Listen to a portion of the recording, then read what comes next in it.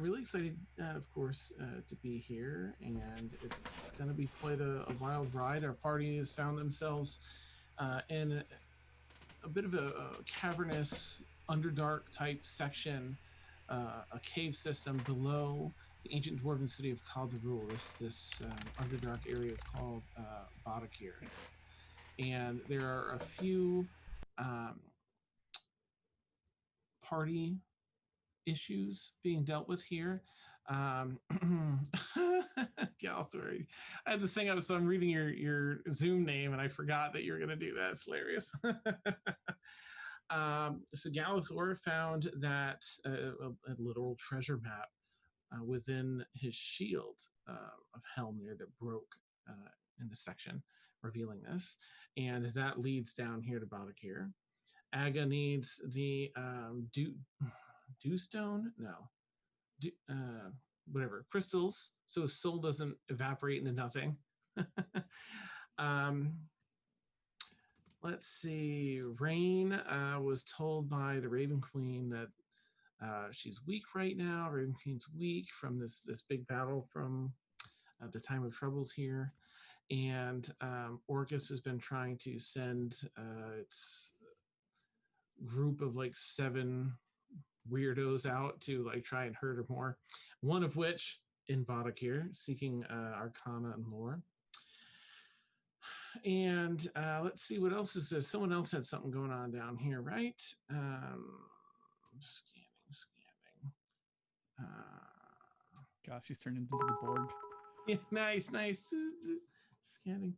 Right. One of you may have something else down here. You just don't know it yet. I think that's what it is. Okay. Cool. All right. So, and last session, the group rested up overnight and journeyed into this area and made it partway through, probably past the edge of where the city lie overhead.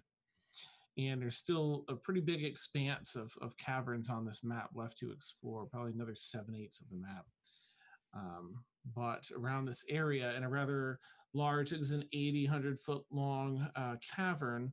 Again, most of them look like at some point past, not recent past, but not too long ago, were bored out by something, as they all have sort of an oval on its side shape, but you can tell where they were very smooth, the way they were bored out, and just little bits of growth and buildup of minerals and stuff have happened over the past, maybe decade or so, or less. Gosh, what were they? Black tars, I think, were the creatures that ambushed them, plopped off the ceiling, 1 per person, and it turned into a rather interesting fight. They were weak as far as their constitution and hit points, but they were really strong with their attacks. And unfortunately, one of them got the best of Rain. Rain, looking to step away from the creature, unfortunately suffered an attack of opportunity, which hit and dashed away the last bit of health in her hit point pool. And then struck again, thereby dealing 2 failing death saving throws. Now, last week at the very end of the session, there were some folks that were looking to use their subscriber die to help in some way. And I think, so I've considered how to make that work, because that's the whole idea behind that, is you get to use it to affect the game, especially in moments like this. And it's a way to show my appreciation for you contributing and subscribing and being here with us each week. So what I'm going to do is, this creature has the ability, it's kind of dumb, and it's going towards her to attack again. Oh, a hype train, thank you, yay, exciting. Right, fundraiser, I probably should have given all the info, my bad. Did we already do the commands in chat, like the raffle and the donate? Oh, nice. Oh, yes. Horsey. Cool. Mm-hmm. All right, cool. Thanks, Steph.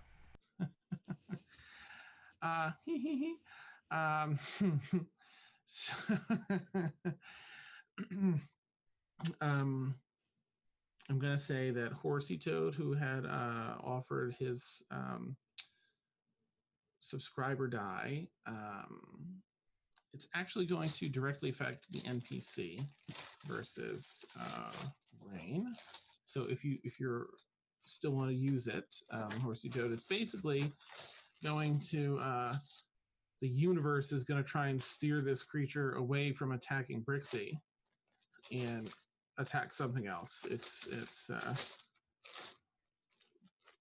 base instinct is to attack her until she's actually dead and no longer breathing, and then move on to whatever's next.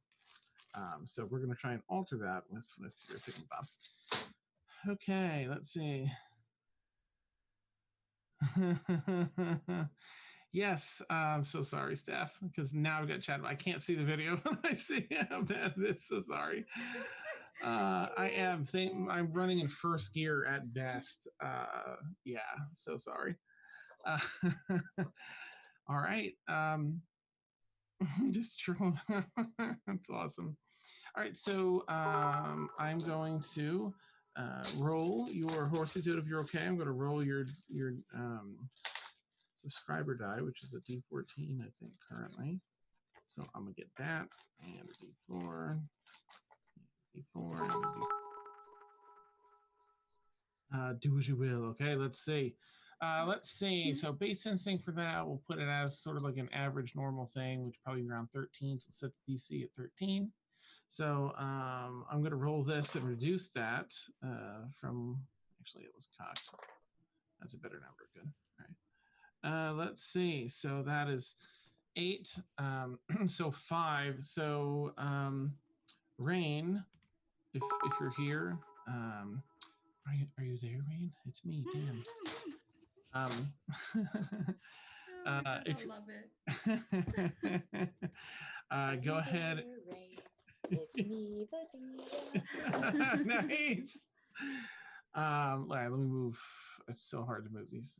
She's not here, is she? Okay. All right, cool. Well, I'll roll 4. I just have to roll a 5 or better. I feel like I should do this up where everybody can see it, like just in case. Wait. Mm-hmm. I mean, it is a pretty important moment. So Danny Phantom posted in chat that if it's about Rain, he's gonna want to use his subscriber dice too. Okay, all right. Well, let's do that then. Then we might not even have to roll. All right, so we're gonna add another D14. Did you say D14? Right? Yeah, he did. Well, a 10 and a 4, but yeah, D14. But they are actual real life things, in case anyone was wondering. Okay, good. I feel Sam has 4 of them. Don't actually. There is a rule set that specifically uses weird dice like D3, D5, D7, and all that stuff. And they have dice that come with it. Nice. Well, Danny, yours was a 9, so that made it a negative. Therefore, this black slime, I think it was, is slowly sludging off towards Rain for the final blow, and ultimately moves over toward. Hit me, bitch. Forward, yeah. Hit me. Where am I beautifully? If nothing else works, I've got plans. Good to know. I don't know if it'll work. I got plans. It's really hard to work with Hangover Dan, but yeah. I got plans. Look, Hangover Dan can totally read this mess that non-Hangover Dan wrote. Oh, okay. Well, let's take a look. All right, Rain was getting hurt by this one. So, who did we have back by Rain? That's Aga. I was by Aga and Rain. Like I was. Oh, okay. So it'll work for you since you're here. That's the universe doing that, not me. Wow, hype train level 2. Thank you. All right, so it's coming after you. As my reaction, I'll cast shield on myself. Ooh, nice. Okay. I'm bringing up the thingamabobber with my beautiful thingamabob on it.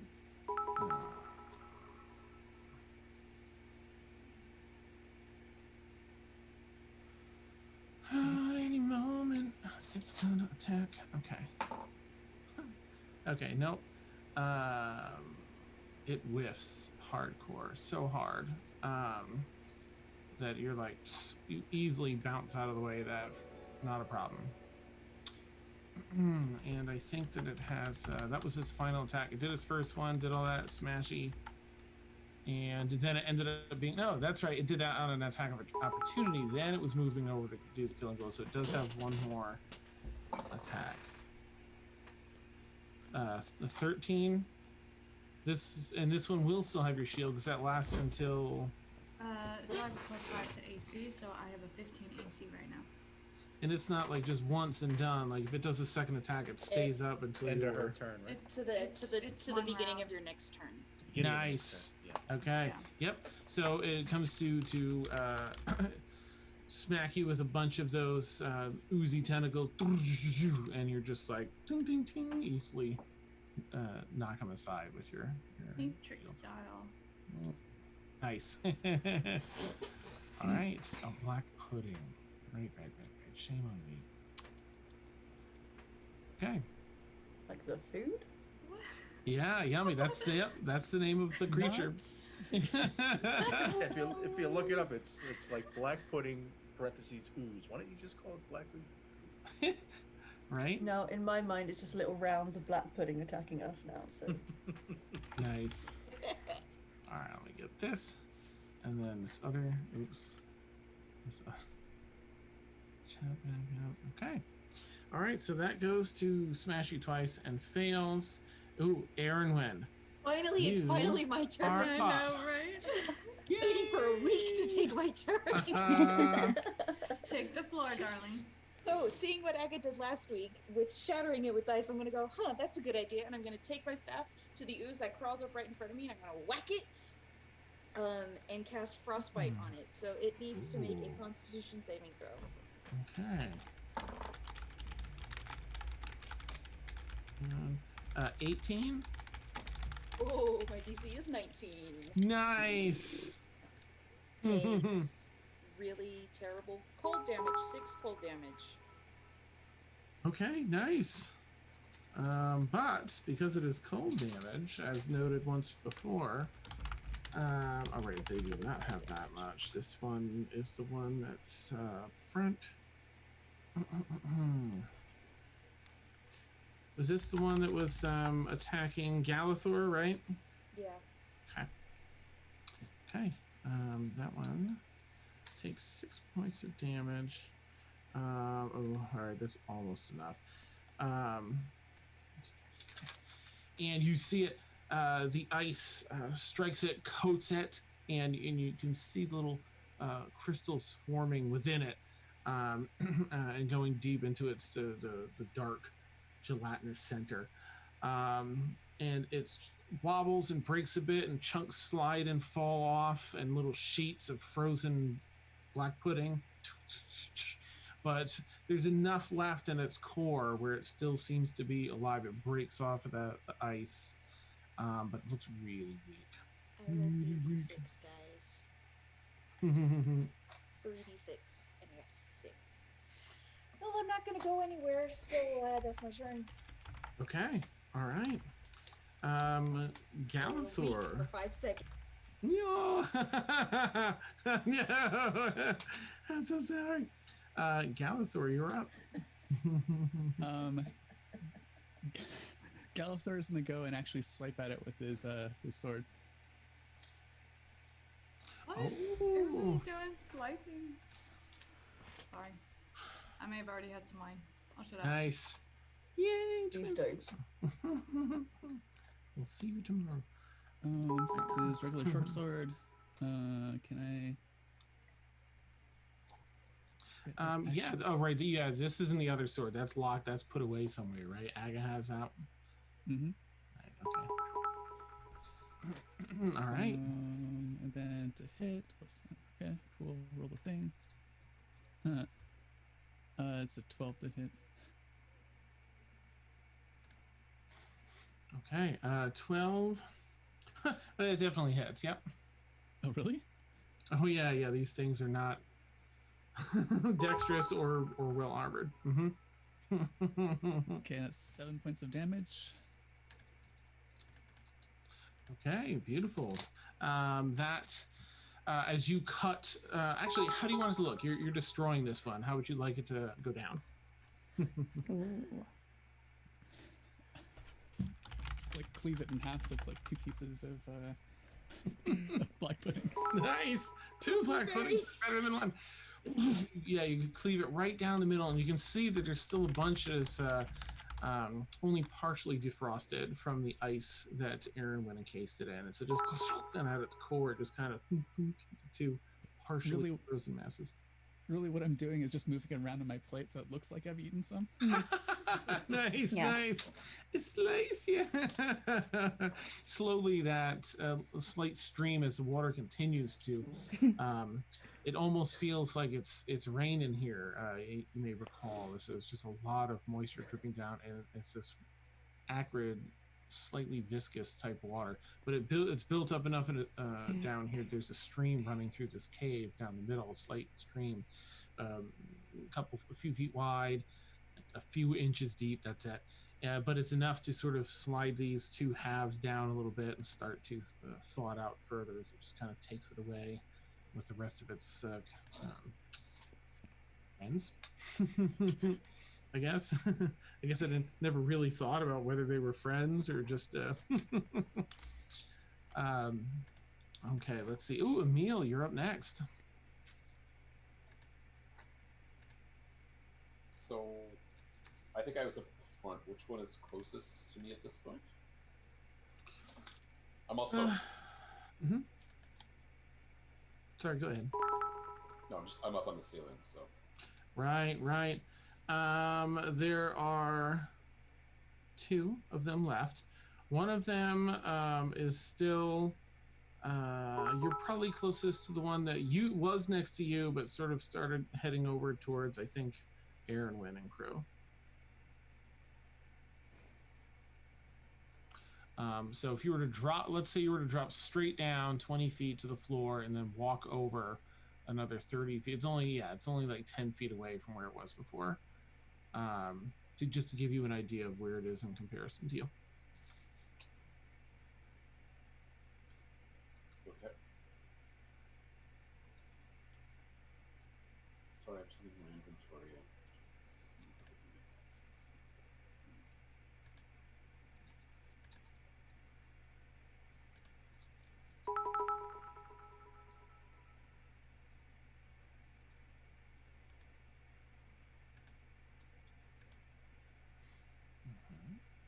Okay, this is unexpected. Do you want to just let the next person take their turn while I Sure. pick something up and then I'll...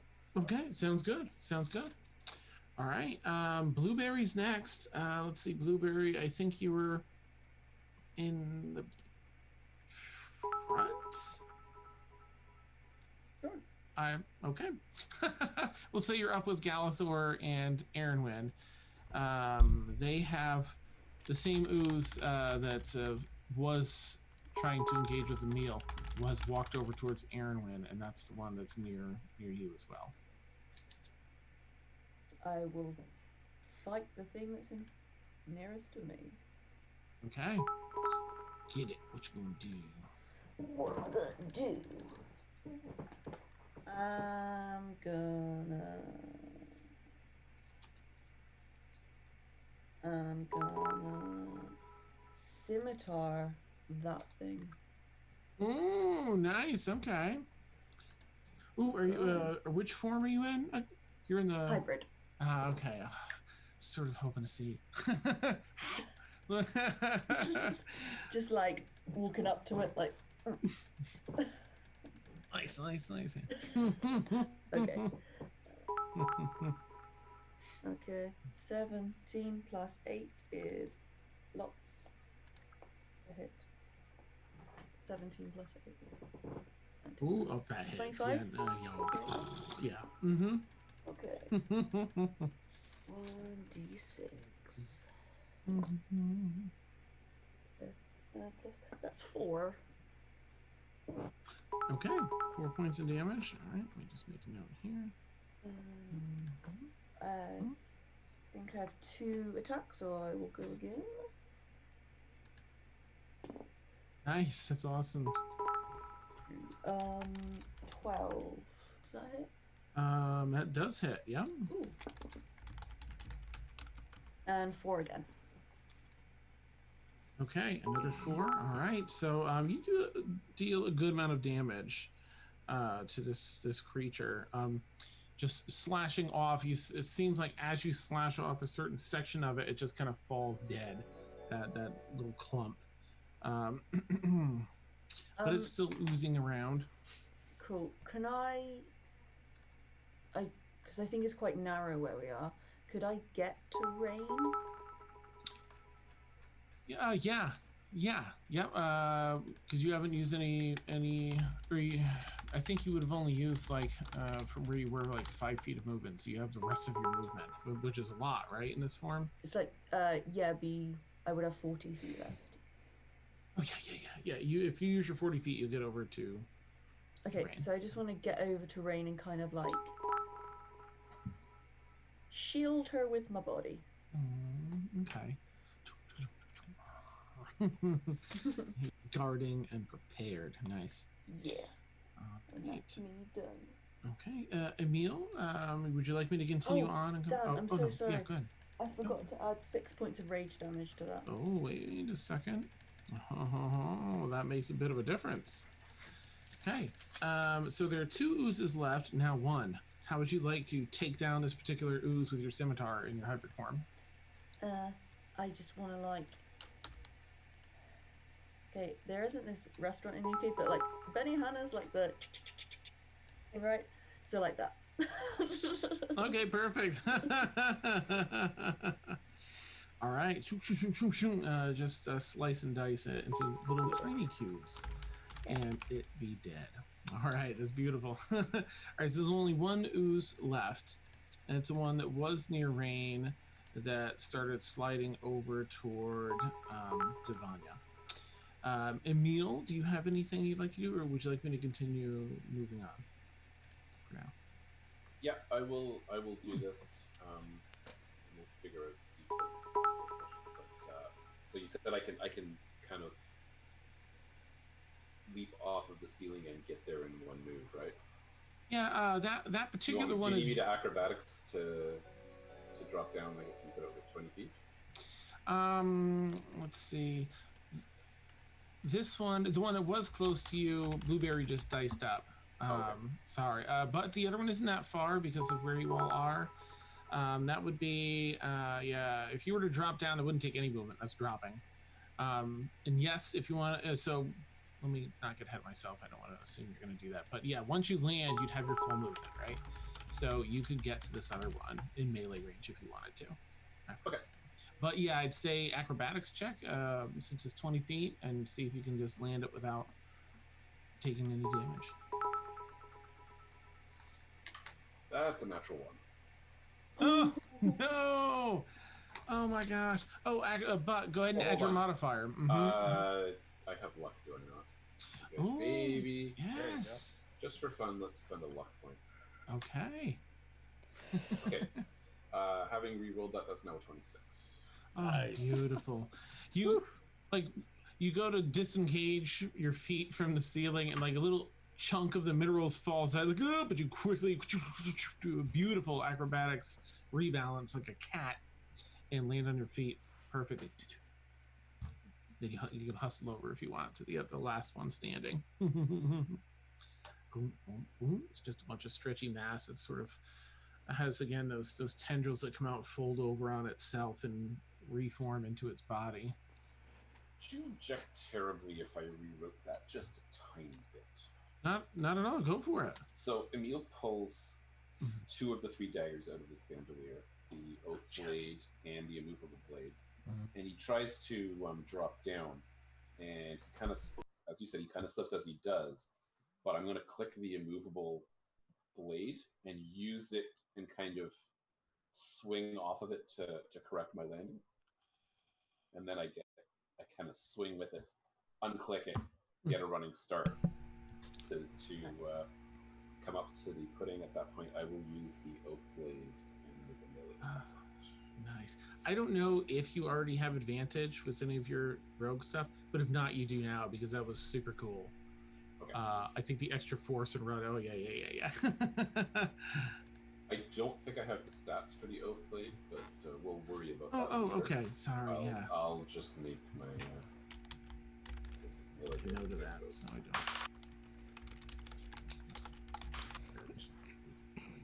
don't. It's at least a 26 to hit. Woo! Yeah, that hits. Don't know how much damage it is. Now, if I have it's been so long since I actually got melee range or anything. Oh, right. Well, Is this sneak attack damage or not? Yeah, because you have advantage. It's all the things. So, you can add your sneak attack. I'm gonna say, let's say at a minimum, the oath blade is a 2d6, because I think it would have some form of extra bonus damage on it. I just don't know what it is. So I'm not using the oath though. Oh, gotcha. Okay, sorry. Regular deck is 1d4.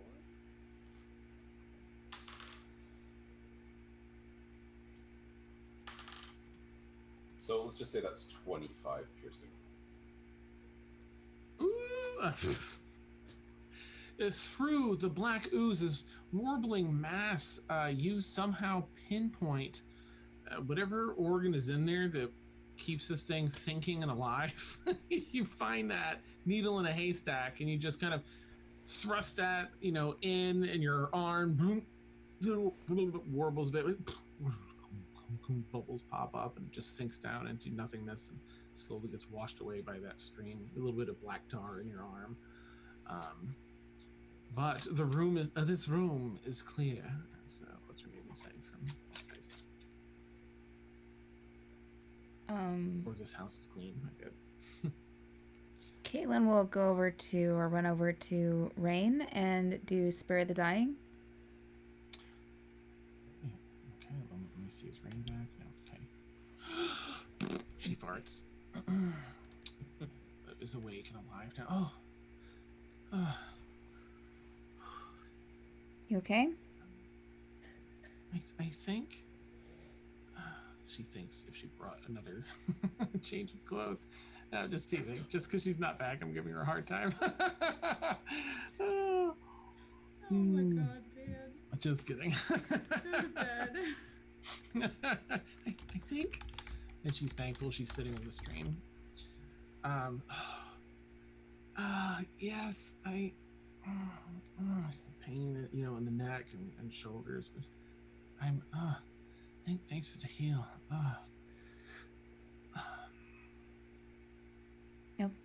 No problem. I'm glad you're fine. She kind of reaches out for your arm. Can you help me? Yeah, she'll help her up.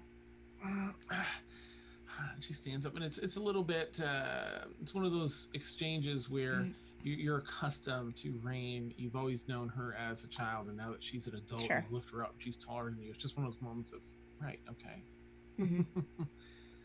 She thanks you with a thankful tap on your arm. Looks around like, all right, are there any left? No. Okay. Does she have a British accent? Is that something else she got when she got older? Oh, what? A British accent? There's a little bit of a British flair there. Oh, they're ready. Nope. I find that highly offensive. Nope. I'm so Nope. sorry, Dad. Nope. Nope. Wrong stream. Oh my god. Awesome. I'm not even gonna make it. All right, so if anyone with dark vision wants to make a perception check just to see if there's anything else going on in here. Caleb will. Okay. Okay, it was a natural one. All right. Oh no. 14. Okay. 17. Ooh, all right. 13. Okay. All right. Well, I think with those rolls, everyone's able to look around and see that. I mean, it's you're in the middle of the tunnel. You look both ways. It really isn't an up. You don't spot anything. Emil, you've already probably scoured and scanned rather the ceiling while you were up there. There's nothing else in here. No other creatures. Just a lot of that water. You can all see that it's pouring through some holes where over time apparently water. This is a regular thing. So whatever this acrid type viscous watery substance is, runs through here a lot. There's actual holes that it's channeling out of and filling up down in the bottom of this larger section. You feel one of those heavy rumbles again to the ground. It's slight. It's almost like a little bit of a vibration. Like, did I just feel that? But Does anyone have a way to heal Rain a bit? Sure. Galathor will do lay on hands. Is Rain still at 0? right, spare the dying. Yeah, spare the 0. dying. Yeah, they just become conscious. I wish I had her stats, because she might be able to heal herself and be like, oh no. I'll give her a healing potion. Okay. Yeah, I'll just dump in like 15 points. in. Okay. Oh. Yeah, I'll let you. Oh, thank you. Thank you. She'll at first Divine, so she thanks Emil and Gala. Sorry, I went to read your whole name out loud and caught myself because I'm looking at that instead of the and Galathor.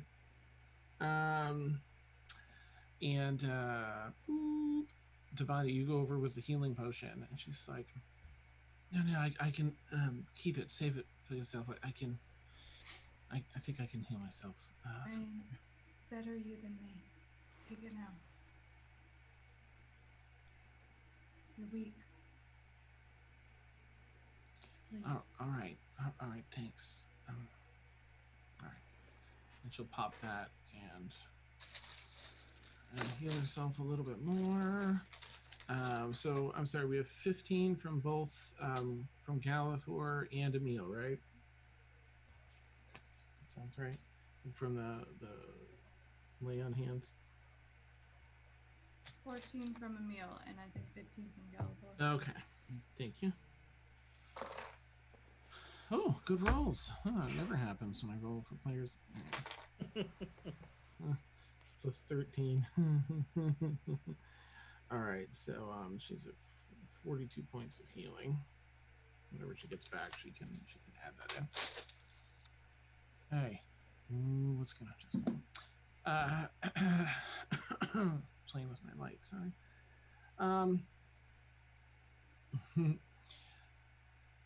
Coast seems to be clear. What would y'all like to do?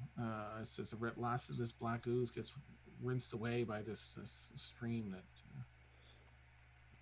carries it out from the direction you came. I mean, I rolled a 1, but do I see any gems or anything in this room, or is there like another doorway leading on deeper into the cave? Yeah, if you look at the end of this particular cave, you see that it splits off into a number of smaller caves once again. Same as the direction you came from. But the map has shown that too. Looking at the map then, Galathor, can we see... Does Galathor have the map out? He does, yeah. Looking at it, Dan, does it show us a certain way, which way to go? Like, which one is evident? You can make a survival check, assessing the map in the caves, or you can do it with, if Galathor is helping you, or someone's helping you do it with advantage, or you can each make a survival check. Well, I already rolled and it was a 1, so I put that dice in Dice Jail because it's my second one in like the last 10 minutes, so... I'd better offer assistance on this one because my survival's a -1. Oh, there. Well, there you go. You can roll the second time then, Okay. Steph, to make an advantage. Okay, that's better. That is a 23 total. Oh. Okay. Yeah. So, and what was it in particular you were looking for? There's Just seeing if the map shows us, like, if we can tell from looking at the map which of these tunnels we should take. Yeah, you get the idea that there's from. I'll say that you were given a little bit of info from the council person that knew about the crystals, and like as far as what depth they usually can be found in, and such. What kind of settings and atmosphere down here. So there's an area on the map that is sort of shaded as it gets a little bit lower in depth.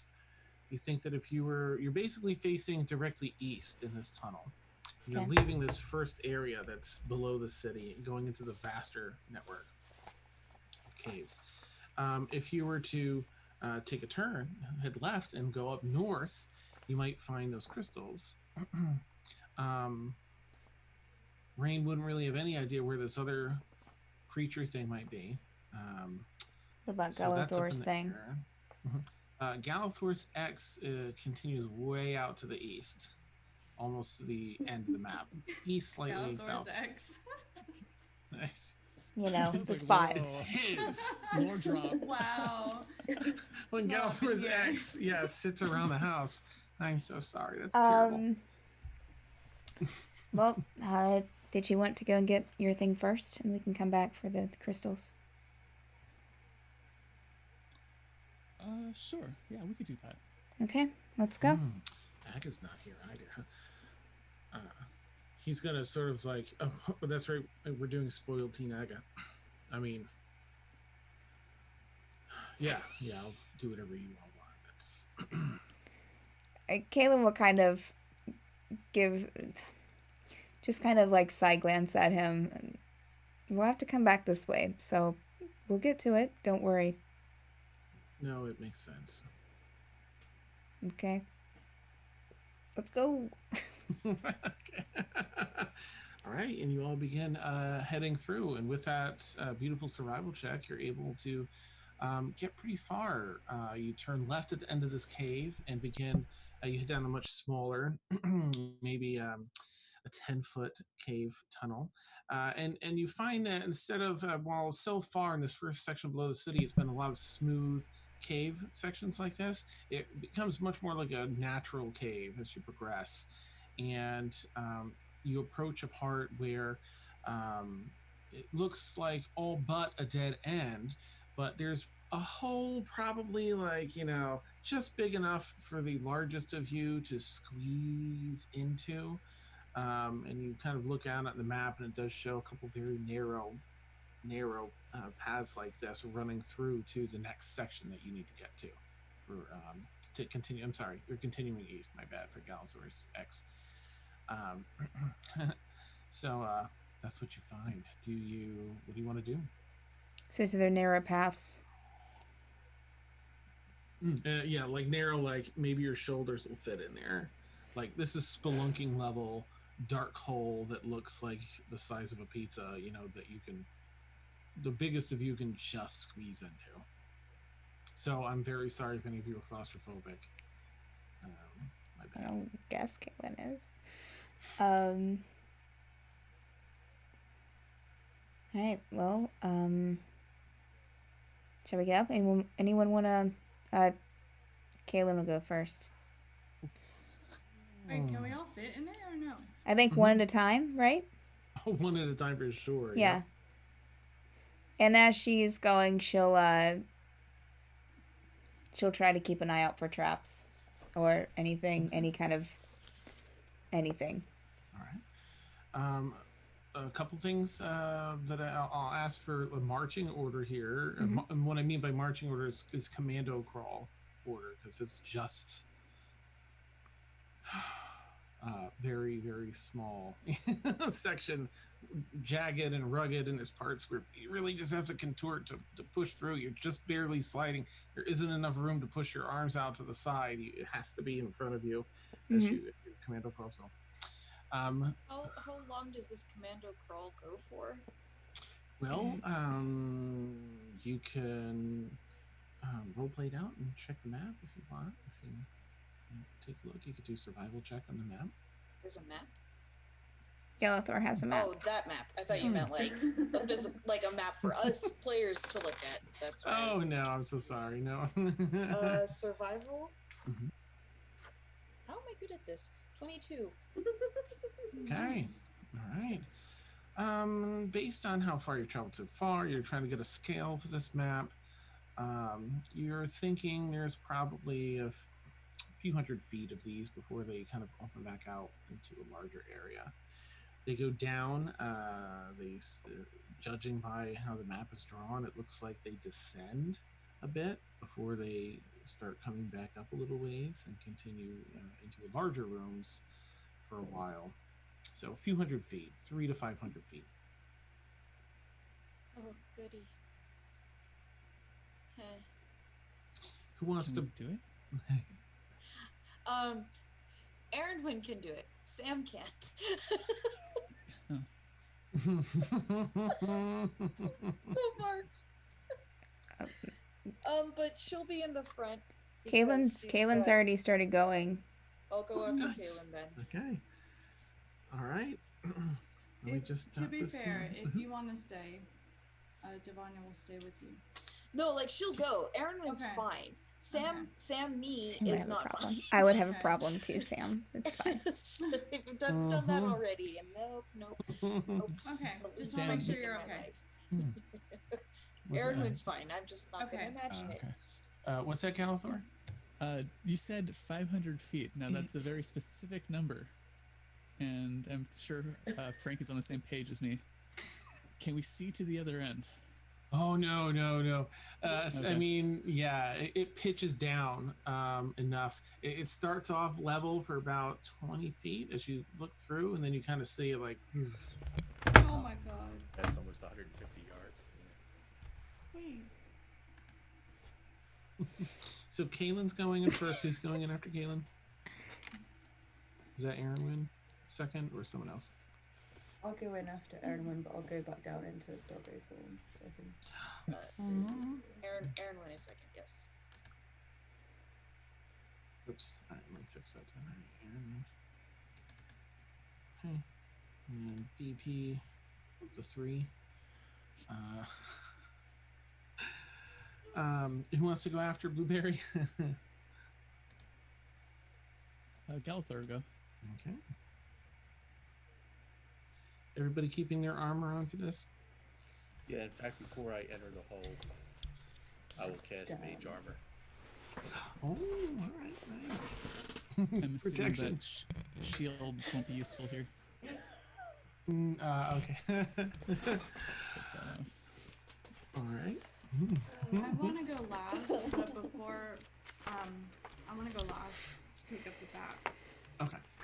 All right, let me put Devon Just down. want to look at everybody's butt. Yeah. Nice. Ow! But before she goes, she's gonna cast Mage Armor on herself too. Okay. So thank you for that reminder, Mark. Mm-hmm. Mage armor for protection. Didn't Okay. you already have mage armor up?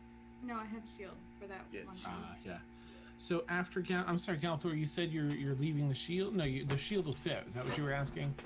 I don't think I can army crawl the shield very well, so it's probably going to sit on my back. I'll take off the the +2 AC. Okay. And after Galathor, Who's left? I will.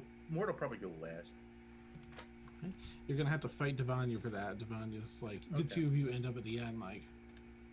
We I rock, mean, I paper, love scissors. you, but like, I'd probably hit harder. But then you're pretty kick-ass yourself, so I mean, do you want the last spot or not? No, you can I go was last. pretty impressed. I've been pretty impressed with. Devonya's been pretty impressed with Mort for the last couple of. Yeah. You sure? Positive. Go ahead. Alright. You can go last. That's fine. Okay. Okay. And Emil, would you like to go between Galathor and Mort then? I guess so. Mhm. Before I go through, I'll cast an alarm spell on the entrance to this tunnel. Nice. players are growing up. This is so great. Learned all these fancy things to deal with my stupidity. I don't know if we're growing up so much as we are growing more paranoid. That's fair. Nice. That's so great. Okay, so you carefully you get that prepped and ready. Okay, great. That's everybody. Oh, Aga. Aga usually likes to either take the front or the rear. I bet he does. That's nice. He don't care. Oh my gosh, that's amazing. Okay, so I'm just gonna plop him behind, like sort of in the middle-ish, behind Emil and before Mort. There you go. He can't remove his armor. I'm gonna say he tries to. I mean, I think he's got that shield, but it's a smaller shield. I'm gonna say for continuity's sake, he's going to have to remove that if he wants to go through here. Maybe not use the jug of alchemy to like oil him up and then just shove him through the. It's not here, so. Nice. No, that's a good idea. I like that. That was the entire 500 feet like this?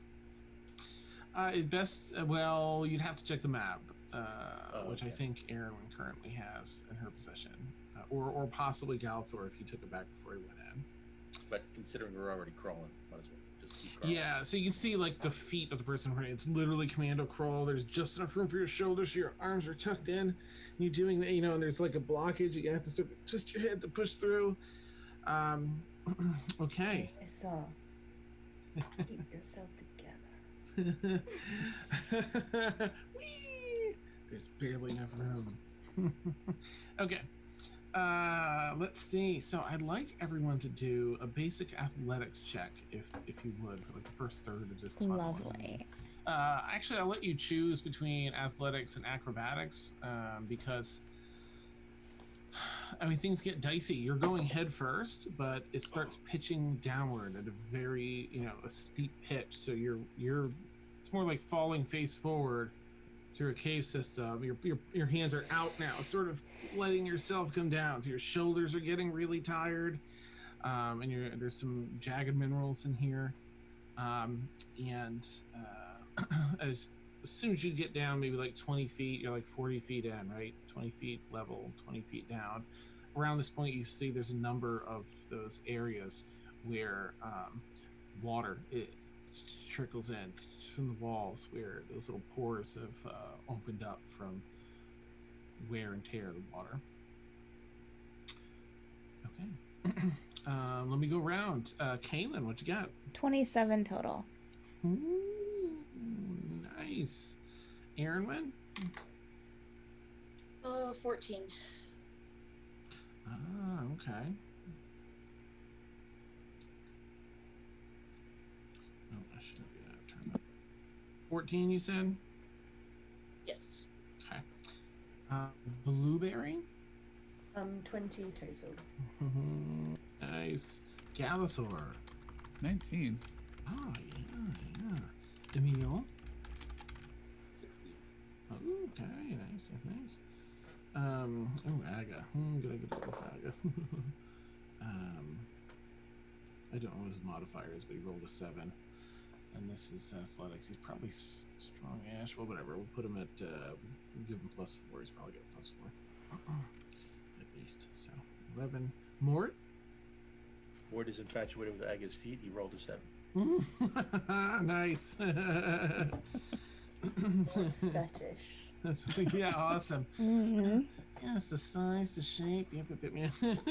That's awesome. It all adds up. Yeah, that's awesome. That's so great. Oh my god. I love it. Update that wiki. Orange. Yep. Oh, nice. It's more of a type. And Devanya, what'd you get?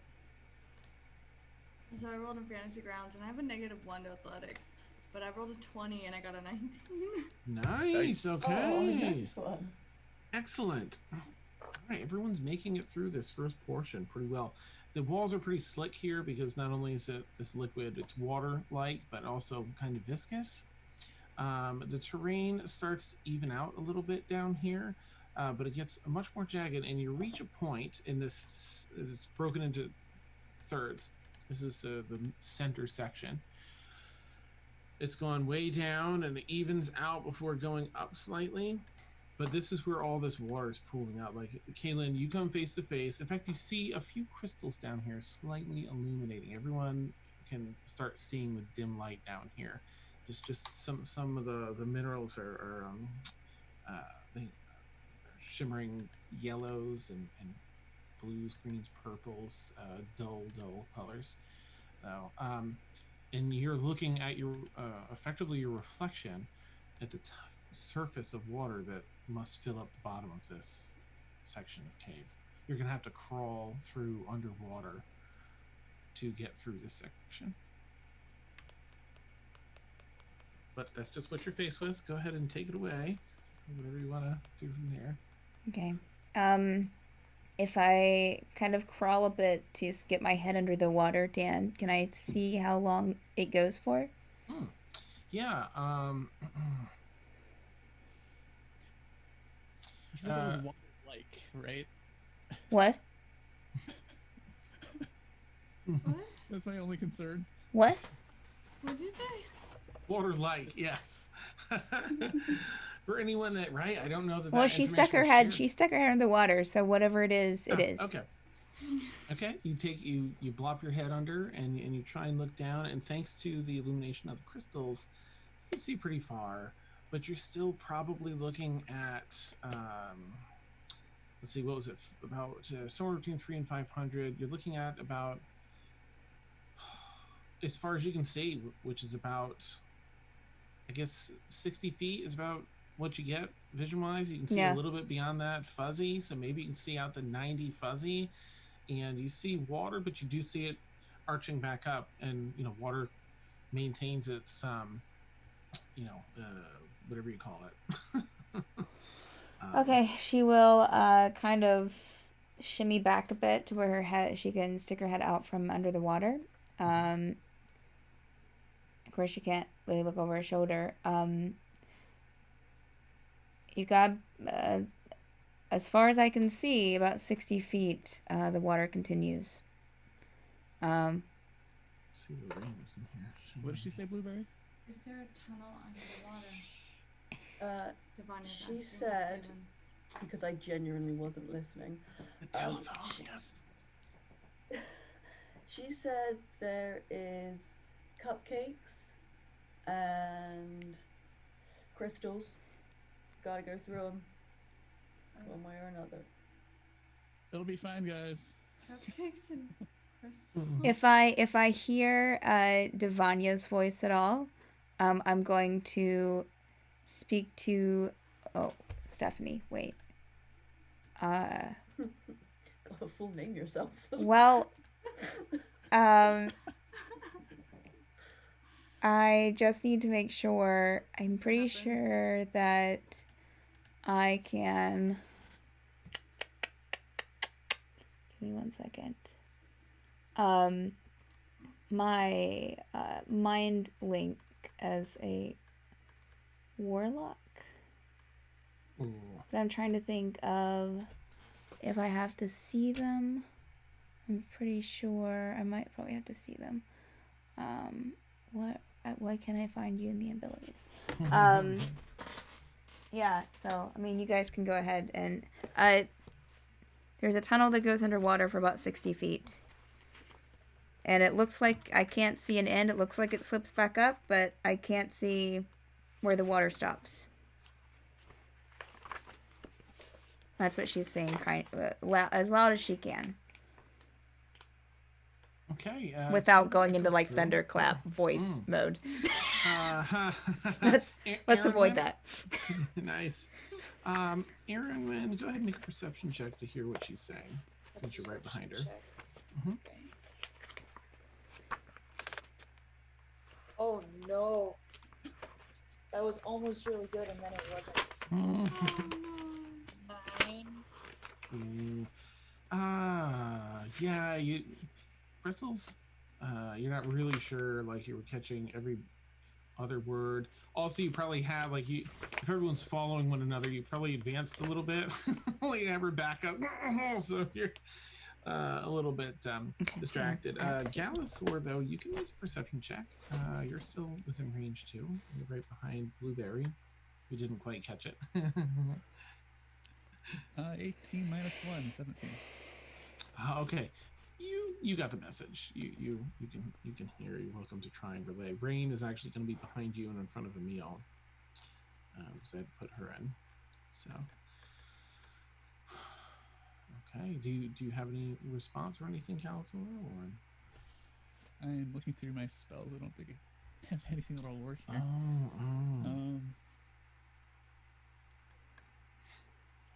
Question. Globe of Invulnerability? You could try it. I would check how much space you need. It's a 10-foot radius.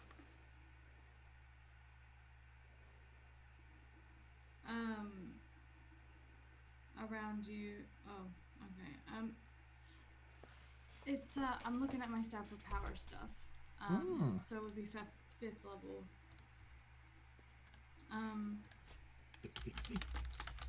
How do suffocation rules work? Excellent You question. can hold your breath for the number of minutes as your constitution modifier. Then do you start losing health, or is it? Then you start going unconscious. Yeah. When a creature runs out of breath or is choking, it can survive for a number of rounds equal to your constitution modifier with a minimum of 1 round. Dan, do you remember if Rain has anything as far as water stuff? I don't know if Rain does. I believe Aga does, but he doesn't know what's up yet. He's a few people behind Galithor.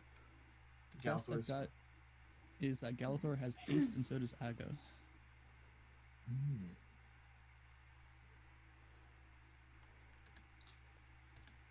Feel a slight rumble. Does Aga have water? Thank you so much, Dan. Thank you. Thank you. Does sorry, what's that, Mort? Does Aga have water breathing? I believe he has water breathing. He just doesn't. Galithor is the furthest person back that knows what's going on. Oh, okay. Currently. There's Rain behind him. Sorry, I'm gonna start relaying it back. Can I just fireball the fucking water? Emil, if you could make a perception check, and if you have anything that has advantage on with hearing, you're welcome to use that. Rain doesn't hear a thing. Except Misty Step. I don't think I have anything. You know what? That's 30 Aga hears. feet. That's not 60 feet. Mort and Devon, you can do perception too. Okay. Huh? Oh, nice. So sorry. you hear it too, Emil. Right, Devanya and Mort, you can also do perception checks as Galithor is sort of playing telephone here. 21. On the way back. All right, Devanya hears. 19. Nice. Okay. So Emil, Aga, Devanya, and Mort here. Rain does not. Okay, so Aga's gonna like. Let me just see what's required for this. Underwater breathing. Can your unseen servant talk to you? I don't think they talk. Yeah. Sam. I do have a question. Sorcerer question. Can you use sorcerer points to amplify prayers? What do you? Or I is think it sorcery just, points. Or is it just spells? I think sorcery points only work with sorcerer abilities, but let me double check. I'm not it's just entirely sorcerer's sure. skills.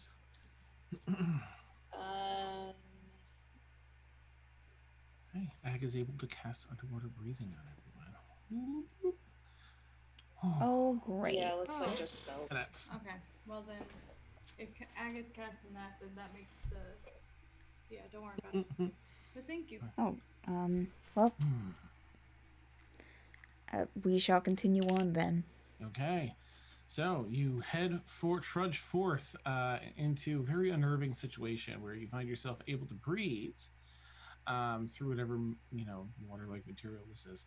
But you're still stuck. You're very constricted as you go through, given the tight space. But you're able to slowly push through. Let's see, it's about 150 feet in total that you go through before it pops back up again. At a rate of, fall rate, I think is a fourth. So let me just do some quick math. We have 10 minutes on our thing. Okay, 150 feet. What's your? It's all going to depend on you, Kaylin. You're the bottleneck or whatever at the front. What's your normal rate of movement? 30. Like no one can move faster than you in this. Okay, go. All right, so every 2 rounds, I imagine you'd be dashing, right? So you would be doing every 1 round. I mean, I am dashing, but Steph is just like so done. Dash commando crawling.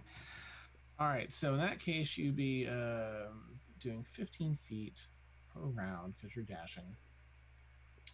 Okay, so 15 is yeah, you're good. Okay. It's you're feeling the physical fatigue and exhaustion that comes with this. If everybody can make a, I'm gonna say Constitution saving throw. +3. Oh, right. oh, okay. Then that is a 16. Okay. Thank God I have a +8. Caitlin? 24 total. Oh, nice. All right, Devon, you got a 16. Emil? Oh, sorry. All right, I take these away. Galathor? 19. Aaron? So we have +3 because we're around Galathor, right? 29. Oh, we have a +3? Nice. Then I have a 19. Nice. Go ahead and roll for That's Emil because Warren had to step away for a little bit. Okay. Why do sorcerers have advantage in Constitution? or Right. proficiency in Sorry, concepts? Galathor, did you have something? I mean, I'm trying so hard not to die. Nope. Okay. Mort? Thank God for, well, maybe not thank God for Galathor. The 3 got me up to 11. Rain said she rolled an 11. 11 for Rain. Okay. So probably 14. 14, yeah. Okay. Blueberry, Lord Blueberry Pancake. 28. Ooh, nice. All right, so it is just Mort and Rain that gain 1 point of exhaustion, as the physical toll of trudging through here is after that downhill thing is really difficult. But Kaylee, you come up out of this water-like substance finally, hair soaked, clothes saturated, and you can covers over your eyes, drying them out a lot as you climb up out, and you see there's a bit of an arch here, and then it evens back out, and you see a little bit more light from this upper part of the tunnel. Maybe you're actually getting to an open space. Are we still having to army crawl? Yeah, yep. Everything's still pretty snug here. All right. In fact, if everyone can make one more, this will definitely be an athletics check. This one. God damn it. Sorry. Last third. That's good. Underdark be tough. Oh, okay. Great. And since I have 1 level of exhaustion, I have disadvantage. Fuck me. Okay, so I rolled a 2 and I have a -1 in athletics, so it's a 1. Okay. Wow, Nice. Devania. And this is what kind of, is this a check or a save? Save. Oh, wait. I'm sorry. What did I Wait, say? you is a said- check. You said Yeah. athletics. Yeah. Yeah, you said check. athletics. Yeah. Oh, okay, so I have a disadvantage on the athletic check. Devon's not very strong. But she is Devania has a powerful in other ways. 1. Nice. Yeah. A 16 and 16. a 14. Okay. All right. Good. Yep. Kaylin? 17 total. Nice. I'll just roll for Emil here. Ring a ding dong doo. Yes, that wasn't good. Okay, Galathor? 14. Okay. Aaron, you said, I think you had 13. Oh, okay. And Blueberry? 15. Nice. Okay. 15 or higher is what we're looking for. So, um, everyone's getting really tired as you pass through. Anybody that did not get a 15 or higher? Oh no. Okay. Rain put that she did a 14. Okay. So who we got? Mort, Rain, Devanya. What was yours again, Aaronwyn? 13. Okay, and Aaronwyn, go ahead and roll a Constitution saving throw. This is putting you through the ringer. Is it assisted by Galathor? Yeah, right. The saving throw. Yeah, go for it. Mm-hmm. So plus 3, right? Ooh, 15 plus 8 plus 3. Because I have nice. plus 8 to my con save. Okay. Yep, sorcerers for some reason are proficient in Constitution saves. That's so wild. So Yes. 23 for Aaronwyn. Nice. Okay. Mort? 6, 7, 8. 1, 2, 3. 14 with the plus 3. 26. Oh, thank goodness. All right. And Rain? Hey. 22 hey, for Rain. Galathor. Oh, Galathor did you? Okay, good. Oh, thank goodness. Sorry. No problem. I just need you, if you haven't already, to roll a Constitution saving throw, please. Another one? I have disadvantage for... On checks. It's only on checks. Okay, so I have a -1 on con save. I have 26 for Devon. Nice. You also have a +3 from Galathor. Yeah. That's added. Thank you, Steph. That's a good old 7 for Rain. So 10 total. Okay. So Mort and Rain have, I think that's another then, point of exhaustion, 2 points of exhaustion. But you get some assistance from everyone else. Galen, finally, all these tight, intricate like twists around and maneuvering on through this little cave opens up back out, almost through where the wall and floor meet in this next room. You crawl up and into a rather sprawling area with huge crystals that stand like pillars, growing out of the ceiling, out of the floor and walls, in a number of different directions, creating different the pillars, archways of crystal, greens, blues, purples, some oranges in there. As you come out and you're finally back, you can get back on your feet and be done with that nightmare. Do any of them look like the crystals that we need? None of these seem to fit a description. Okay. All right. Just want to make sure. Okay, so I'm sorry, let me go back to my notes. So, Kaylin, you come out and see that, and then everyone comes out one at a time. So I'm just going to call names as we go in case you have anything you want to do as you get out of this tunnel. Aaronwyn? She's gonna pop out her dancing lights and look around. Okay. All right. Blueberry? I will pop out my dancing lights as well. Oh, nice. And also look around. Ooh, okay, nice. Aaronwyn, please make a perception check. Blueberry as well, but Blueberry, you get advantage because you're using sound and Galathor, you come out next. Probably soaking wet. Oh yeah, everyone's drenched. Yeah. Or feeling super heavy.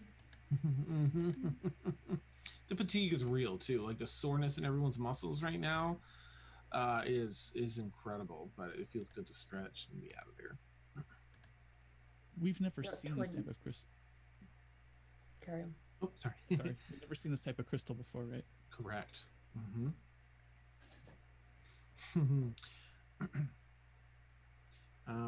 Okay, anything else for Galathor as you step out? He'll follow everybody else's lead. I don't have anything right now, unfortunately. Okay, cool. I'll go make a perception check, and I'll come back and go down perception checks in a sec. Rain, is there anything that you'd like to do as you get out of I'm this? gonna heal myself with. Oh, for what it's worth, you have 42 points of healing from everyone in the party. I saw that. Okay, good. So thank you, everyone. Yay. Now, Dan, this is a player question. Are we are we still in Mage characters, or is Fantasy Grounds up? No, it's managed characters. Okay, thank you, Steph. Okay, thanks.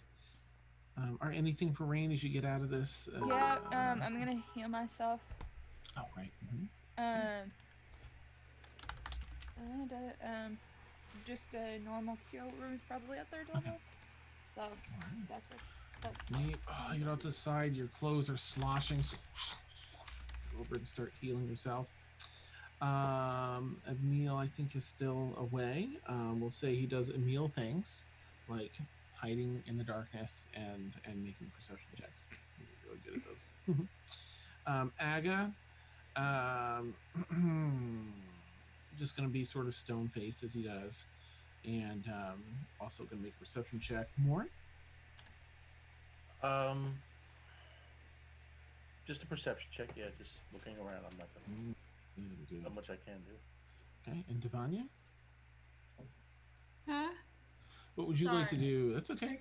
Checking people in chat about. Yeah, that's awesome.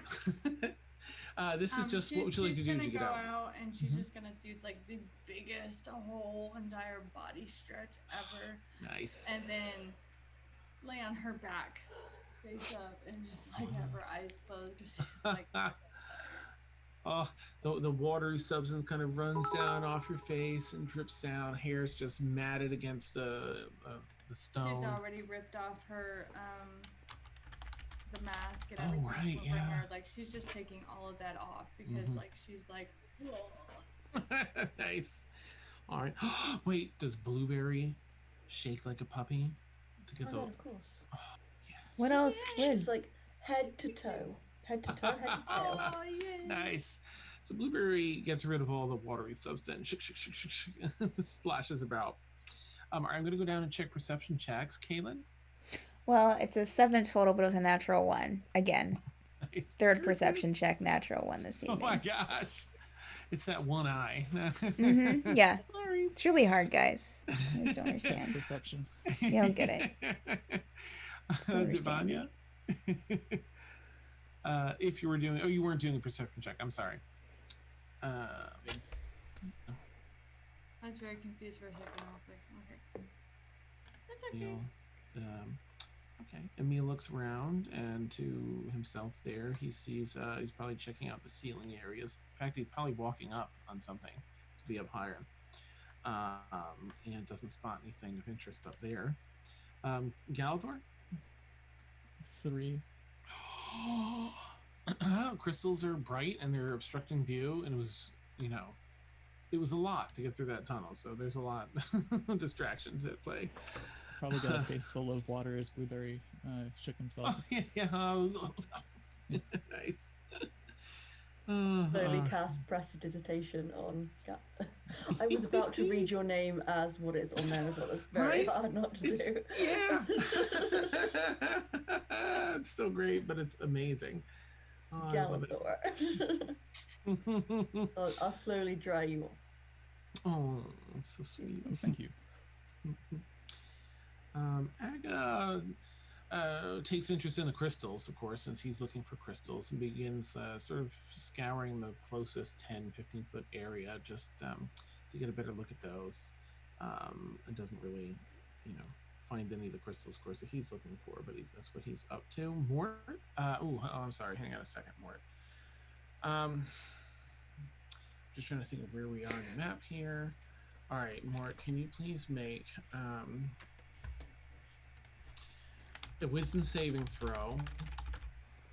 Disadvantage given where you are and things. And I think I have to check now because your DC's been going up, but you've been owning it every time. So, all right, here we go. Okay, I'm ready. It's a saving throw. Oh, yes. So you'll get, if you're near Galithor, don't forget. I think you get a +3 to that. All right, wisdom, right? Mm-hmm. With disadvantage. Mm-hmm. First one's a 19 plus 6 plus 3, so that's 28. Mm-hmm. Nice. Second one is another 19. Okay. Jeez. For a moment, there's these crystals.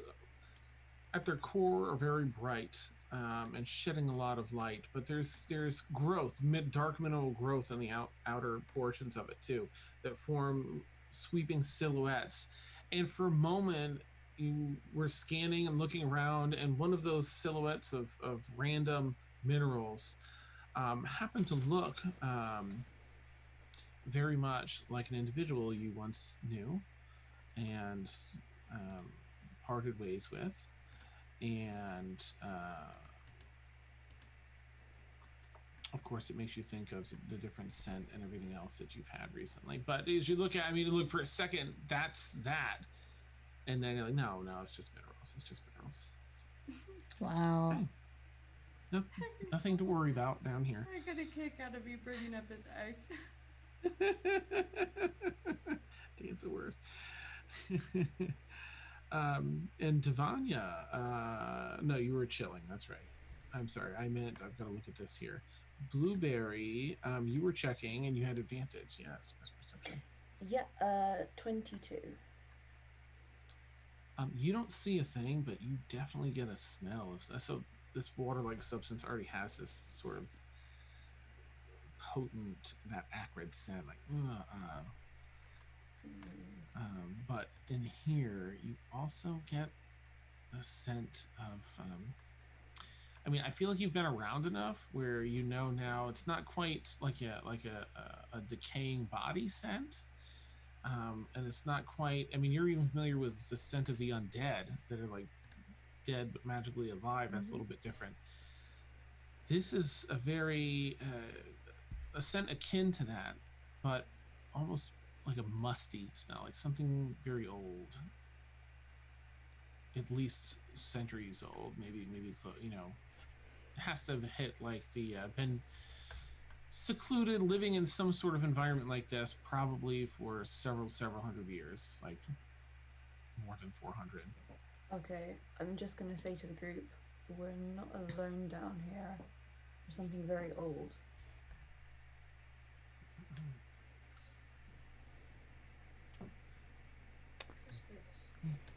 I'm going to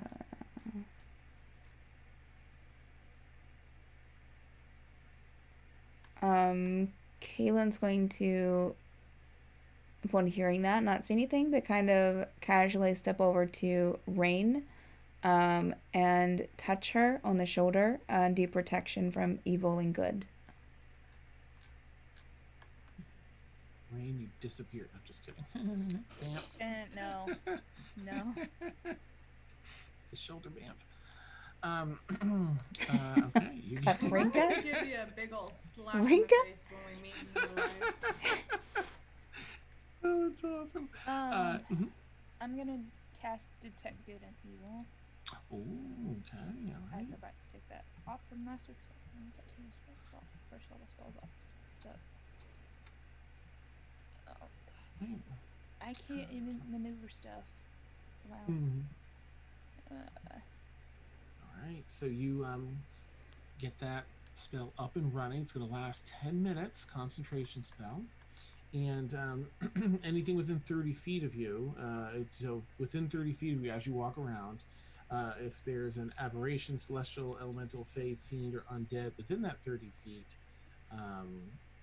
you'll know where that creature is located. You'll detect it and know where it is.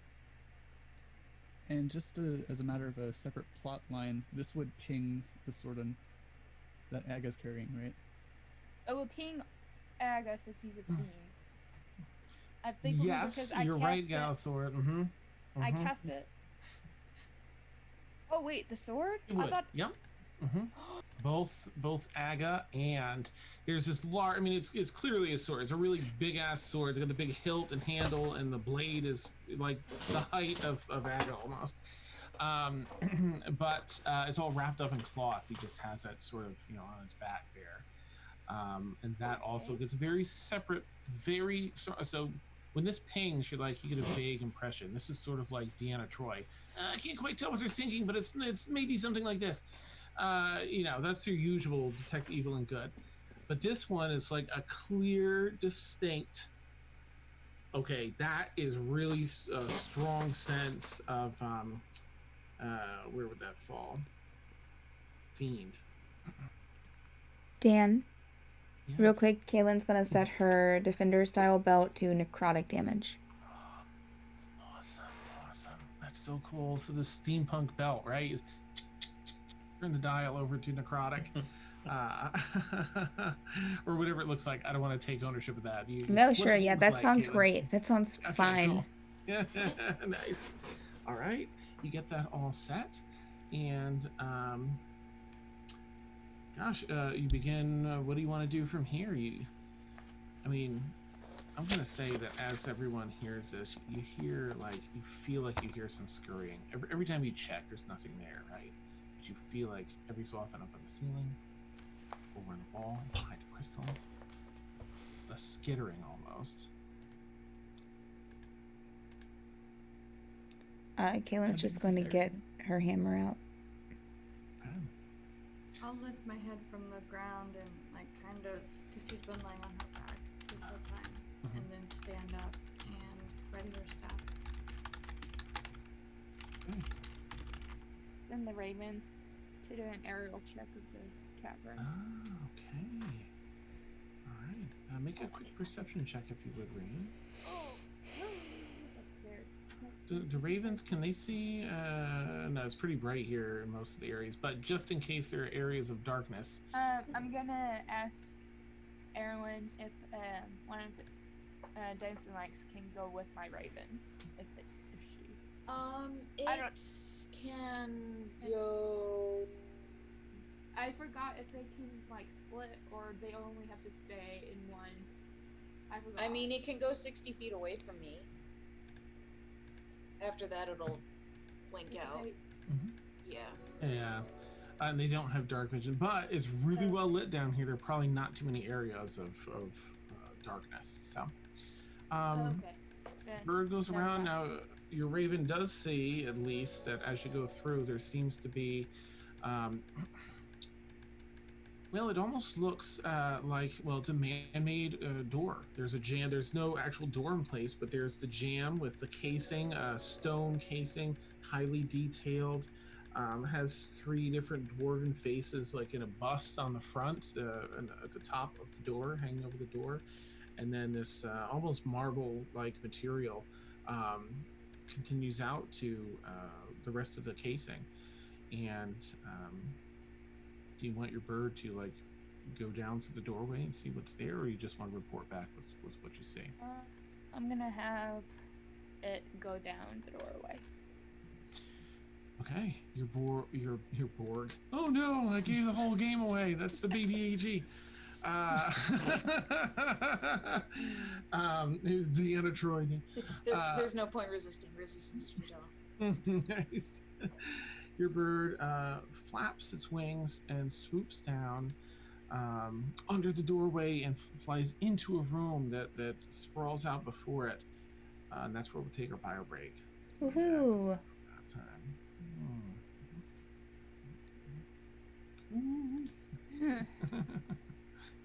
Okay, so for those who don't know, we take a 10-minute bio break. And That's my me. goodness, thank you for the cheers and the gift subs and all the right. I should probably do the or I'm sorry, Steph, are you doing that tonight? It'd be amazing, but if not, don't worry about it. What? The hype train giveaway should probably do before bio break. So anyone that has to go, please go right ahead. And Steph and I'll stay behind for a minute. If that's cool, Steph, or unless you want to do this at the end of the break instead of the beginning. You're the one running the show, dude. This is you're the DM tonight, not me. What's the giveaway for the hype train? Right, Yeah, the hype train. Yeah, I have the yeah, I can try and get that going. Let's just do what Critical Role does. Tell the giveaway and then pull the name during the break and announce the I mean, if you winner. want to do it after break, Dan, that'd be great. Okay, we'll Thank do that. Okay. We'll catch. Nice. So we'll catch you all in about 10 minutes. Yay! All right, I'm gonna be here for a minute though, because I want to figure out why this is not. All right, so Dan, how are we I'm checking. Are the mics chat. still hot? This is my first time doing it, so. That's okay. You know, I can do Oh, it here. wait, as well. let me I just get- saw that Vic has all the numbers. I'm gonna so. do the video here. Maybe. All right, let's see.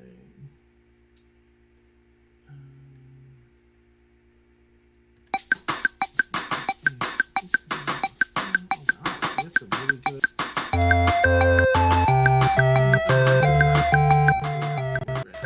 You're right. Yeah. Don't listen to me. Go ahead and do bio break. I have to do it over here. Okay, I already started. I mean, I can run it. Let's see. So I'm on Nightbot giveaways. I mean, I probably should have done this when we were doing the hype train. Maybe that's fine. Well, it ties into the back end of Twitch anyway, so I'll have to do it anyway. Okay. I forgot that this. Okay. But that's fine. That's fine. Yeah, I I have all the names for the 500 bits, and Victoria does. So. Nice. Okay, sweet. And then let's take a peek. See here.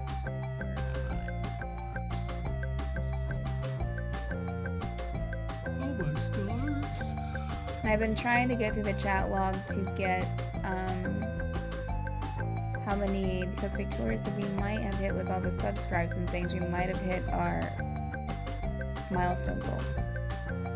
Ooh, okay. Because we only needed $30 some, and we've had a few resubs and stuff. I'm gonna run the restroom, be right back. Okay, sure thing.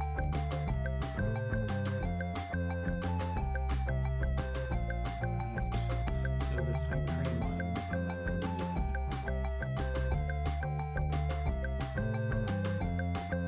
Dan, I felt so bad for you last night. I was watching the VOD, and I was just like, Dan's oh my lost it. gosh. Dan's lost it. Yeah, I think I'm gonna have And to. everybody, I was just like, realized like Victoria, Deontay, Tasha, and Amelia are all in Kira's limit. I'm just like, y'all, what are you trying to do to Dan? Rain's unconscious. And that's it. She has not dead. It was fun. It was fun. I think I'm gonna have to I'm not ready for reassess how tomorrow much. night. Yeah. Well, I'll be drinking a lot of caffeine then. Nice. If I participate in Truth or Drink. Okay, perfect. So, hi chat. I hope you guys and the mics are still hot, just for anybody Yeah. who's Okay, good. wondering. I know. Oh, Dan, Ediba's wondering. So yes, the mics are still hot. Excellent. How is everyone in chat tonight? I was like, I can with the stream.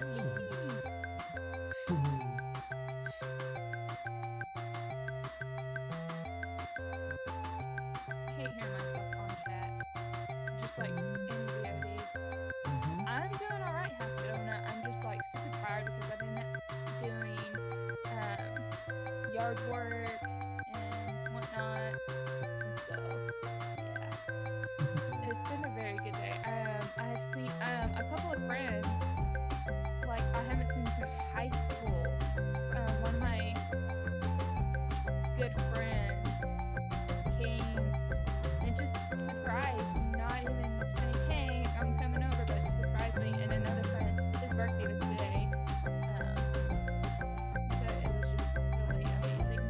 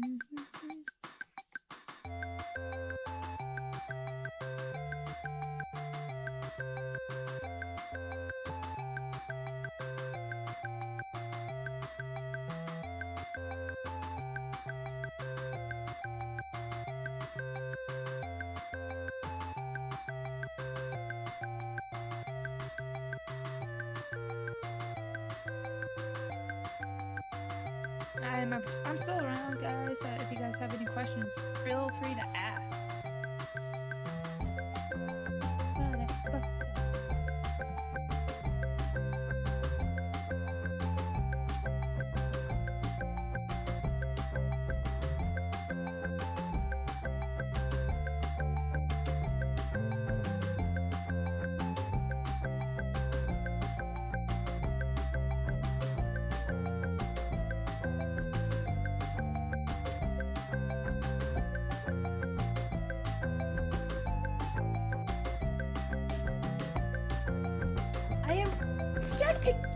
Started playing League of Legends. It was free on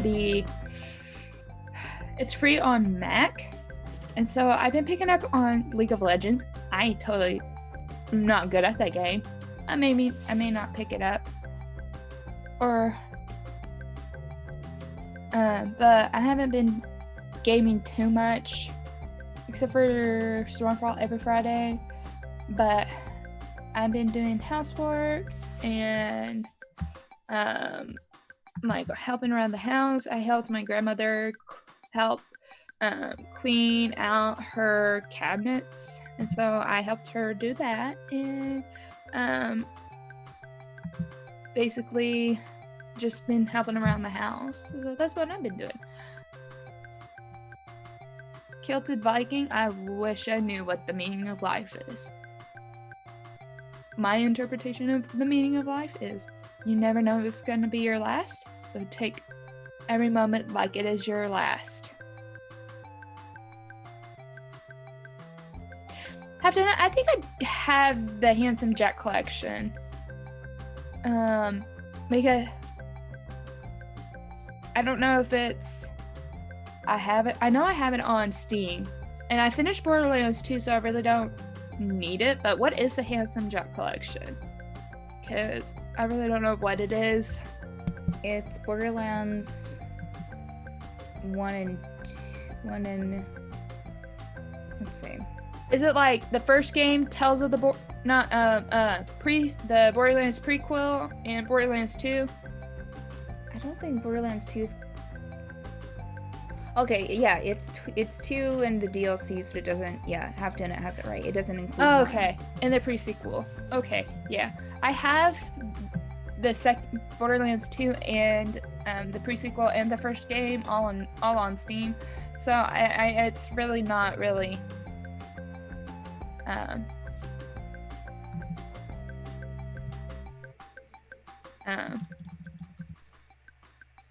necessary for me to to get it again. So even though it's free, I got all the Batman games free on Epic. So it's been amazing. It's been fun. How are you, Steph? I'm good. I'm busy. I bet I would catch the VOD of your mini stream today. Oh, okay, thank you. Yeah. Because I didn't know if I knew.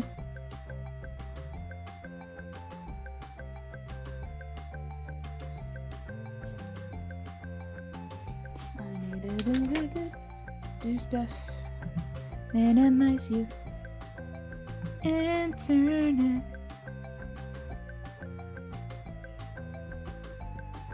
I do believe all the Batman games were free, but I know that Arkham. I haven't been on my Epic account because I usually stream from the LAN center that I game a lot, which reopened today, and I don't know if their streaming station is set up or anything, but that's what I've been streaming on. So I haven't been onto my Epic Games account for a hot minute.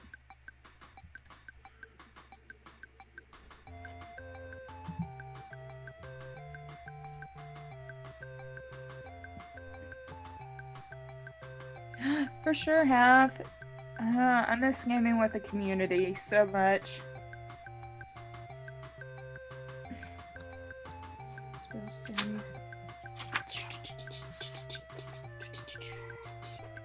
Hey,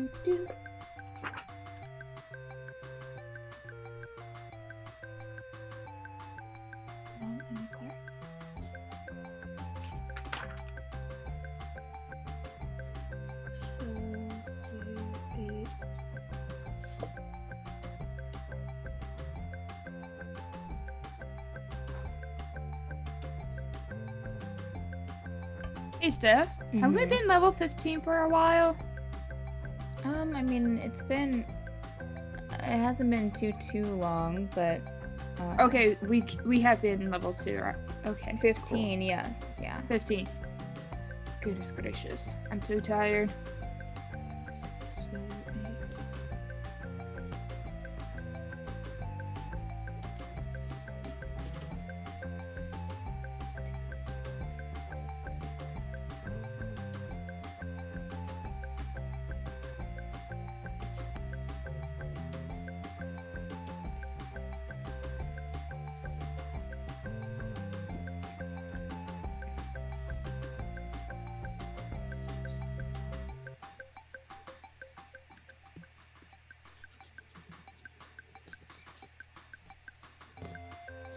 I need to roll for my heals. I haven't done that yet.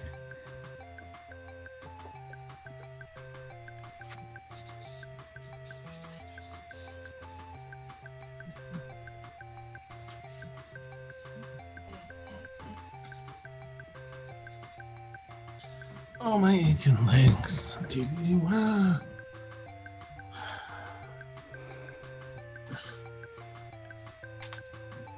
Dan?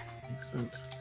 I remember, like, we were talking about this in our last Saturday, and I forgot I could have canceled those natural 20 ability because I have Sentinel's death door.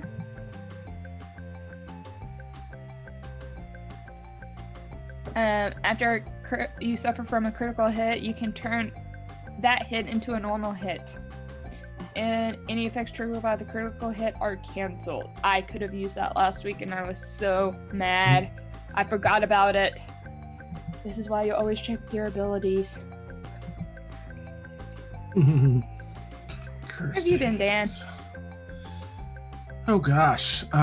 Besides getting a super hangover from last night. It's been a crazy week. It's been a long month, but yeah, doing all right. I'm super. Really, this week has actually been uplifting more than anything else. Just seeing everyone come together and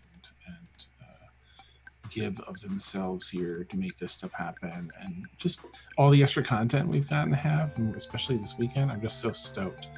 I am so stoked for tomorrow night. I'm ready for what Victoria has planned. Oh, I know, right?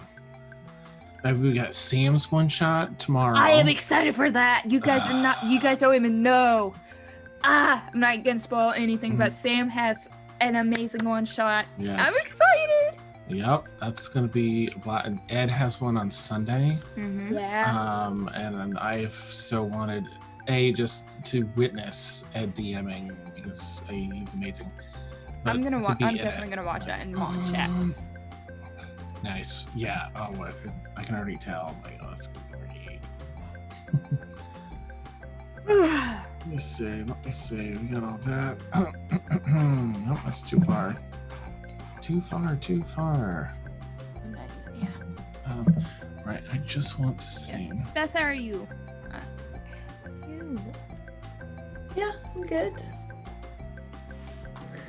How was your day yesterday?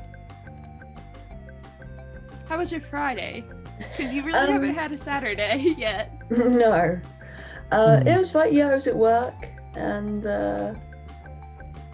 all good at work. No problems. It's quite hot in the moment over here, which I don't deal very well with the heat. So I've not really been going out. Come to Oklahoma and then experience heat. Like, how hot did it get? I don't know what it is in Fahrenheit, but it was like 28 degrees centigrade. I think that's in the 80s. How hot it was? About 28 degrees centigrade. Hey, Sarah. Hey Siri, convert 28 degrees Celsius into Fahrenheit. Oh God. I think it's like 9/4 and 4/9 or something. My gosh. Hey Siri. My gosh. Hey Siri, convert 28 degrees Celsius into Fahrenheit. That's what I'm looking for. It's 82.4 degrees Fahrenheit. Oh, that's nothing. Come to Oklahoma where it's like 115, and then we can talk. That's You're why it's sweating so in your hot for car, here. even though it's air conditioned. I know, but Hmm. like, it felt good today. Like, it stopped raining finally because it's been raining over the Raining for like 2 or 3 weeks straight. Like, Wow. Okay. Yep. Yeah, Muskogee literally has gotten like over 14 inches of rain. And like when the tornado was happening, like I was just like, I really want to be in the west side of Oklahoma right now. I'm done with rain. I just don't know. I'm just so done. Wait, so you're saying we shouldn't have revived your character? Just kidding. Yeah. Nice. Nice joke, but not funny. It's pretty funny. Too soon. Too soon. I don't know, Danny. I have my phone's on the charger right now, so I can't check the humidity right now. In Oklahoma, humidity, it could get bad, but but it's just like, I don't know. It's a different type of humidity. There's like eastern humidity, and then western humidity, and then there's the Midwest. I'll be right back. All right, I think I'm ready here. I'm just gonna quickly shoot a message to you, Steph, because I think that. I love being on Discord because I have like 2 people that are checking out our streams, and then another stream. Like I was just Neat. No. like, hey guys, can you check this out? Yeah. Okay. I was Awesome. talking about truth or drink, and I was like, hi. All right, let me just this is where it'd be really helpful if my thing if I could see the stream. Do you need me to pull up something for you? No, let me just I just want to What about double for the check giveaway? that. Yeah, well, the giveaway, yes, I've got it all set and ready to roll. I just wanted the thing we were talking about in our Discord thing. Yeah. I'm pretty sure that does hit the thing. Yeah. Victoria posted earlier that we needed like 39 or something Right. on there. Cool. All right, So, good. So I'll just announce that as well. Yeah. So, all right, let's roll for our. This is going to be. Oh wait, let me get you started here. I'll take off the gate going. Oh, thanks. All right, we're good. Okay, neat. So we are back, and we're going to do our hype train giveaway. The raffle ticket giveaway is done at the end of the stream, in case anyone else wants to enter. 500 bits for a raffle. Steph, what are our gifts tonight for the raffle and the hype train? For the raffle, for the 500-bit raffle, we have a Kraken Dice gift card.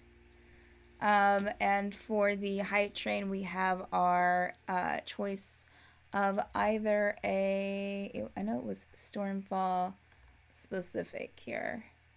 It was a Stormfall mouse pad or a mug, your choice. Very So nice. for the hype train, that it's a Stormfall mouse pad or a mug. Fun. Okay. Coolio. All right. So let's see who won our hype train. Checka. Oh, wait a minute. Hang on a second. Did I do that right? Oh, I clicked the wrong thing. That's why that didn't work. That was sort of a letdown. I'm like, wait, someone has to win. Sorry, I just have to reset that up because I hit the wrong thing like a foolio.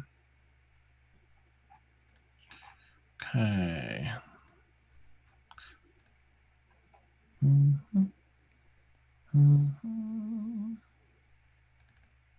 like I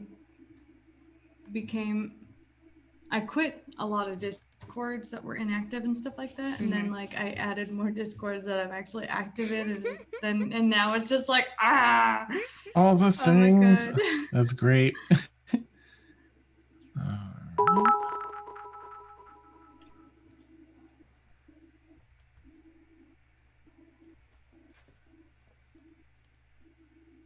Okay, that was here. That was there, and them. I'm so sorry that I'm running so far behind. Gotcha. Okay.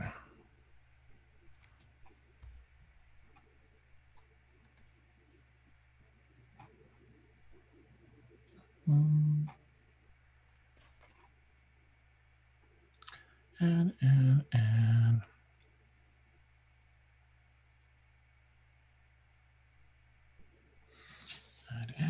and click. All right, old school RPG. All right. Oh, wow. Ooh, all your cheering and support is paying off this week. Nice. For both of us. Yay. Thank you so much. All right, so old school, you have gotten the hype train giveaway for the night. Excellent. I know, right? Yeah. You did, old school. Yeah. So for the Kraken gift certificate, the recipient, I would just need their name and their email address, and that's it. Nice. All right. Ooh, very exciting. And that way I can send it to their email and stuff like that. Be like, hey. Nice. All right. Oh, wow. That's that's great. It's been a ton of support. I mean, as going through adding folks, yeah, old school. Thank you. And Danny, I see a bunch of super support. Thank you so much. Just so many wonderful folks in here. How exciting. All right. So the raffle one, let's take a quick gander at that. Okay. Yeah. All right. There's some hot interest in this raffle one. Folks are buying up tickets. That's fantastic. All right, so we'll do that one at the end of the stream just to give everyone a chance to continue, either picking up more tickets or anyone that doesn't have them can grab them. However, another milestone has been hit, and unfortunately, the doodad there overlay doesn't update live. But we hit our first 600 mark. We started at just shy of 600 from all the donations before this week. And so 1,200 was the first mark to do our first big $600 raised giveaway. And I'm going to pretend that I know what that is off the top of my head. Steph, do I know what that is? Do we know what that is? What do we know what is, Dan? Like the giveaway for the like what people the big giveaway for the $600. That is, it's one of our tiers. Oh, right. Okay. It's just bottled. I think it's I think it's the $100 tier, Dan, in our tiers. Okay. I think it's gonna scale or something, right? As we yes. It's gonna scale. I'm almost there in our if discussion. We're wrong, Victoria, but I'm pretty sure it's the $100 giveaway. I mean, not giveaway, but the $100 gift tier. Okay.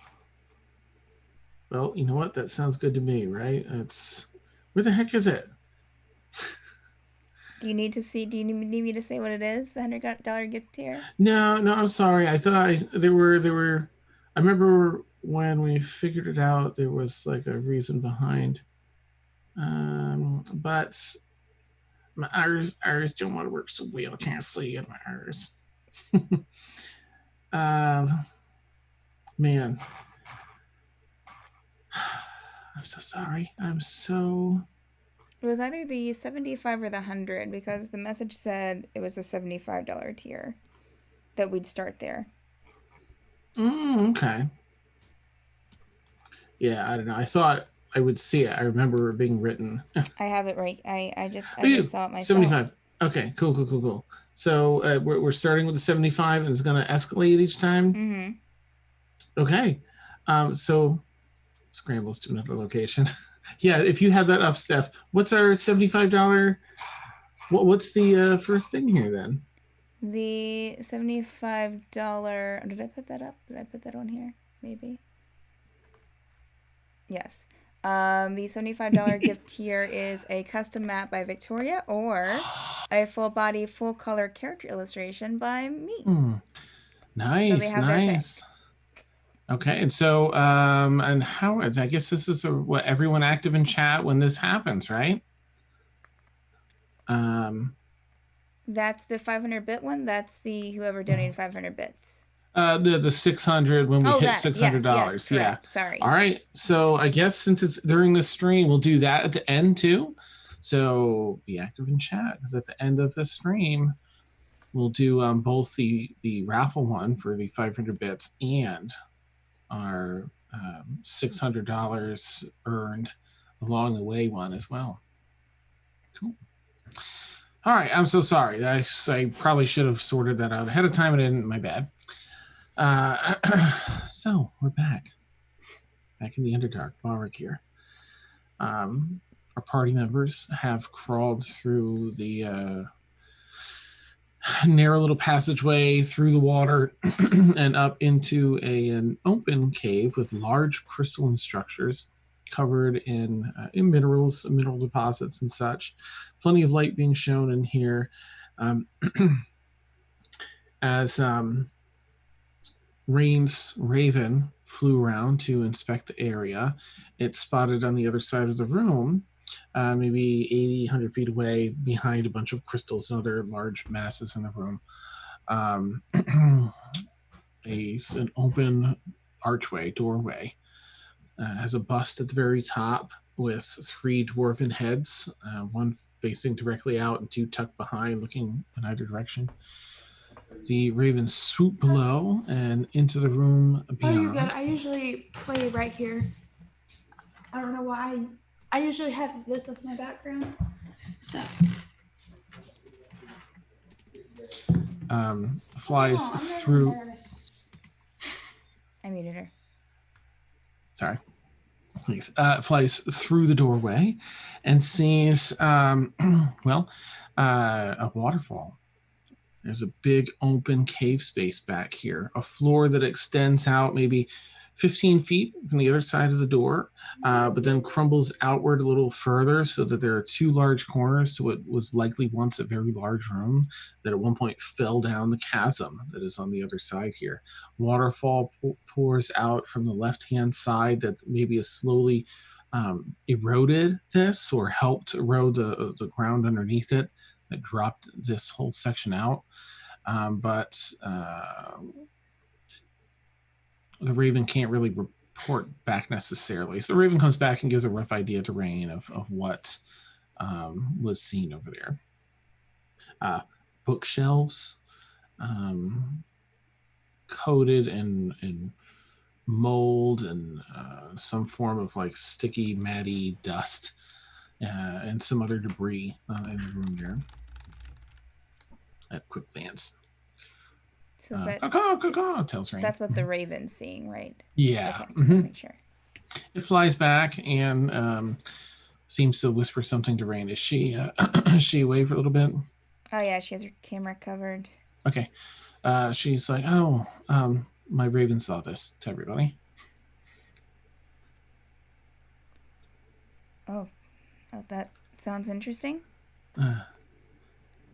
Yeah, I don't understand why there'd be a room like that down here, but did it see any traps or anything?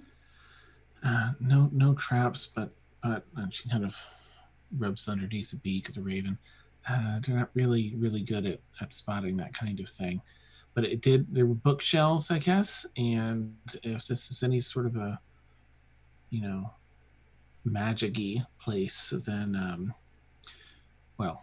we probably should check for them. Yeah. refresh my memory, Dan. Where was the crow flying to see this? This is all the way across the room, maybe 80 feet or so. There's a lot of crystals and other things that obstruct the view normally. You'd have to kind of navigate through them to get to the other side of the room. End of the end of the area. Mm-hmm. Okay. Oh, Single file or spread out?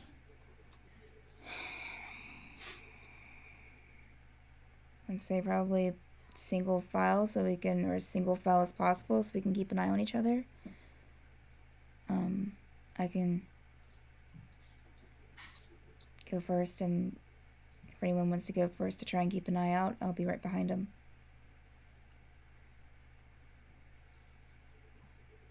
Aga would probably second that. Someone that is good at looking for traps definitely should go up front. Oh, looks around for whatever those skittering sounds where he thinks he hears one again. I'll pull up the rear. Keep us safe.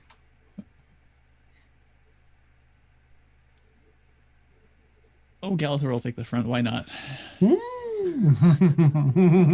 I'll pull his shield out though, just in case. Okay, we'll go right behind him. Blueberry will go like on his heels, so like with him. Mm-hmm. I'll go behind / beside Blueberry. If I don't know if I'll go behind Blueberry and have my dancing lights be at the front. Okay. Could I just can I pull out a javelin and just kind of probe the ground in front of me as we go? Absolutely. Let's see. I mean, that's just really bright, so I'm not going to be doing any check with that. I'd like that. So you kind of test the ground. Everything seems to be solid as you go through. Yeah, especially through this area here. There's a lot of walking around the larger crystalline structures and ducking through.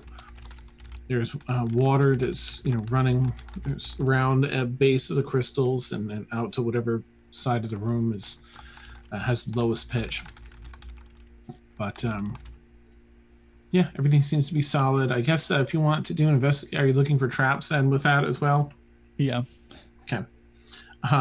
Go ahead and do an investigation check then with advantage because it's clever. Oh, good. Because I'm a terrible rogue. I have -1 to investigation. We have Jesus. Oh boy. Come on, buddy. Wow. Oh boy. Oh. So, of the 2 rolls, 7 was the better one. Okay. The other roll was a 2 - 1, which was a 1 total. Do you give yourself a +3 to those? Is it for saving? No, because of saves. Yeah. Oh, okay. I feel like Emil would probably go like along the ceiling and take a look too to try and keep everyone safe. That I think he usually goes ahead with that. Oh my gosh, because I'm pretty sure that maybe he doesn't roll with an advantage. Either way, one roll was a 19, the other's a 20. So whatever, even if we take the 19, nice. I'm pretty sure that Emil's modifier blows everything out of the water. So as the 2 of you, with your own methods, search for traps. Leading across this initial room over to the door, you find nothing. And I'll keep these, well, I'll let you re-roll Galathor if you want. Emil's, if you want to check the next room too. Sure. Okay. Emil said that he has advantage on visual perceptions. Nice. Okay, so we'll take the 20 then. That's awesome. He'll probably come down here since we'll be going through a door, and he'll relay. Okay. Emil, we're in out of that tunnel thing. into a large room that has a lot of large crystalline structures throughout it, purples, blues, greens, and so on. There's so many in the room that in this cave area that you can't see across the room. So Raven flew to investigate and found a probably dwarven made door archway into a room that at some point fell through down into a chasm, or there's a waterfall off to the left, probably eroded the ground beneath them. There's a couple bookcases and some other things there. Everyone's checking for traps as they go across the room currently. Galthor, you are at the door. Emil, I sort of figured you'd probably come down now. You had a really good check from up top. You've all heard some skittering here and there, feeling that there's something here, but every time we look, there's nothing there. Okay, Galthor, what you got? You're at the doorway now. Kaylin and Blueberry, and Emil comes down is nearby too. Is door locked? Sorry. It's like an open doorway. You could just walk through if you wanted, but I didn't want to assume you'd just walk through. So. Can Caitlin with her dwarven stone, they can kind of are familiar with stone. Can I tell, because you said the statues were made out of stone, correct? Mm-hmm. Can I tell how old they are? Make a history check with advantage, because you wouldn't. DC is really low too, because this is. That is a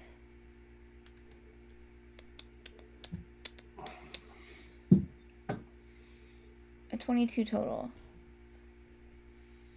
Okay. Yeah. Gosh, this looks to be at least a couple thousand years old, maybe somewhere between 2,000-3,000 years old, and you've seen similar designs over by the forge. Some of the architecture over there by the forge. These are pretty old statues. Thousands, a handful of thousands of years. 2 to 3. And is the robe of ice allowing me to see anything either invisible or in the ethereal plane that nobody else would be seeing in the room? Okay. You do see something as you kind of scan about.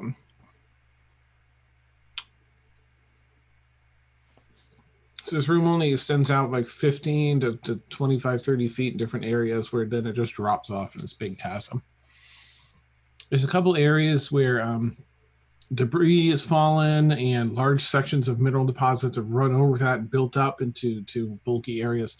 And you see within this darkness that is, it looks almost like just a standard typical darkness and a shadow here. But you've seen other people's eyes pass by it. They don't react, but you see a creature. Oh man. I went to go like, I'll just find this in Fantasy Grounds and share it.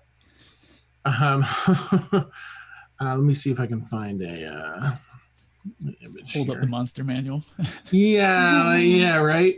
Let me just open this up and see if I can. No, I don't want to do that.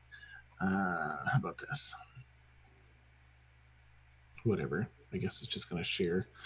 So ignore the stats on this. I'm going to put it in Twitch chat because this by no means are these stats, but a Nothic type creature. It's so sort of like Gollum, and that it's probably once humanoid, and while it still retains roughly humanoid shape, it has one large eye in the front, and slobbers a bit. It has a sharp, jagged row of teeth, hunched over in a creepy manner, and is sticking itself to the wall up there, just watching that one large eye dotting back and forth, scanning everybody. Joanna's gonna. Go ahead. Sorry. I was gonna say let's see if I can hail it in a couple of different languages and see if it responds. I'll try hailing it Is it Common and invisible? Dwarvish. Who knows? I don't think I can tell. I think the robe of eyes just lets me see it, but I don't think I would know if it was invisible.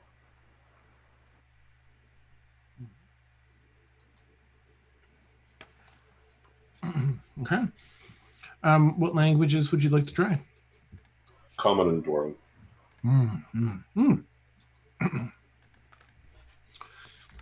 You try common. What would you like to say? Actually, it's probably important. My bad. Hello up there. Can we help you? Okay. And while walking, does Rain feel any other evil and good? Because the spell. I will check with that in a sec. I'm just gonna let Emil have his moment. Okay. And we'll check right in with you. Cool. I just had to say something before I forget it. Yeah, no problem. Sorry. No, you're fine. You're fine. So the Nothic type creature sort of, scans you for a moment. Like, wait a minute, what? You can see me. Doesn't respond to common, but when you speak Dwarvish, its eye locks back onto you. And in your mind alone, you hear a Dwarvish reply. Has sort of an echoey vibe to it. You're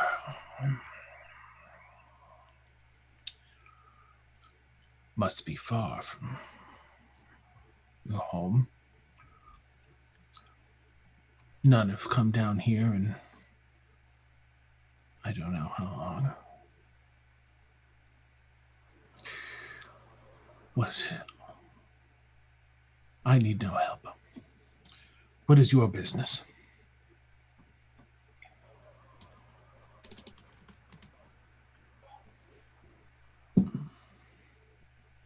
Trying to remember what exactly all we're here for. But I think I'm just going to give a general answer of there are several things that my friends and I seek down here. And I'll say it in a loud, clear voice, and I'll look up it in its general direction. I realize everybody's going to think I've gone insane, but that's fine. You all see me like talking, having half a conversation out with a shadow up in the wall. It's like, we're following a map, and there are several things we're looking for down here. A map. Yes, a map. And it kind of skitters and scurries down. And again, everyone hears a skitter, but you don't see anything. Skitter, skitter, skitter. And it approaches up on the side of the wall. Oops, it's up in a near as this in a shadowy space between roughly a ceiling-esque part of the wall that curves out, and scurries down across the wall, and it's sideways on the wall just above the casing to the doorway you walk through. Can I take a couple of steps up the wall towards it as it approaches? Just kind of hands out peacefully, but that is awesome.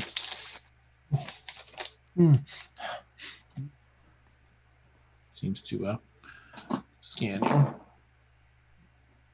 you. More questions? Yes. Yes. Well. What is this? Well, yes. What is this map? Just a map we have. What's your role here? Are you a guardian, a hunter? Do you feed? This was once my grand library a very long time ago. Continues as much lost knowledge down here. And so I scour these caverns and I seek answers.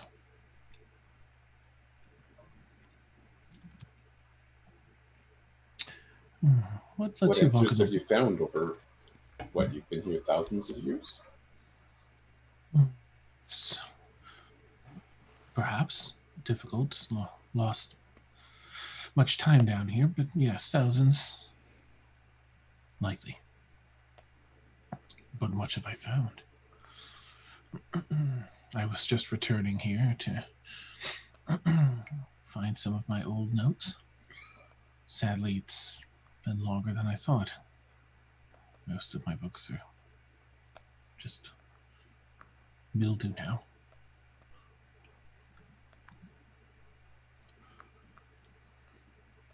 But I found you, Yes, and what lets you walk on walls? What lets you walk on walls? Are we trading secrets? Yes, let's trade. Yes, I I long ago learned to. There's a spell to walk on walls, and I cast it on myself day after day after day for a few years or so, and now I don't have to cast a spell. I just walk on walls. Are you willing to appear and speak to all of my friends, or only to me? Actually, I guess I don't know necessarily that he's invisible, although maybe I'll clue in. Oh yeah, right, yeah. I'll say Rain, just to jump in and add yours too. You currently don't see this creature, Okay, so or any other ghosts or anything. Okay, so it's not like a spirit per se. You're not sure, yeah, because you don't spot anything. Can I roll a perception check to if I could spot Emil? I mean, you can just turn and see Emil talking to this thing. I mean, talking to an empty space. Okay, so I don't have to roll. Cool. In fact, as Emil said, you all see him sort of having this conversation. Emil, you okay? Everything all right? Kind of look behind me. I'm speaking with, and I'll point at the Nothic creature. Speaking with this being here. No, we can't see anything. Oh, my apologies. Would you be willing to show yourself to the rest of our group?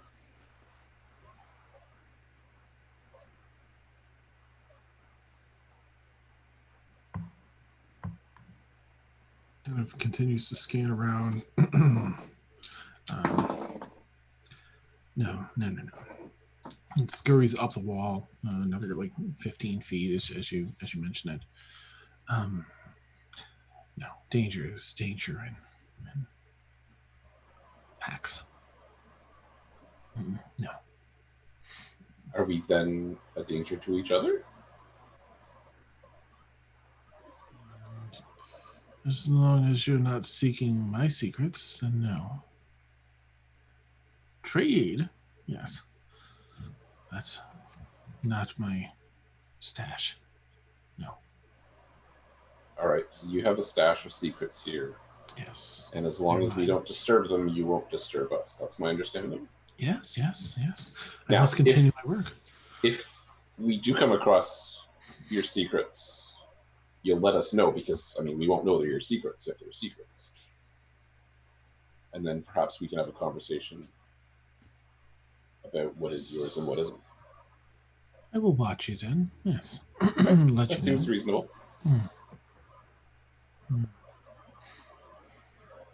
Rain, what are you up to currently? Just left. Okay. A rock falls. No, just kidding. just kidding. Every time she leaves, a natural disaster overtakes her. Yeah, I don't know. Okay. So, what do y'all want to do? Yeah.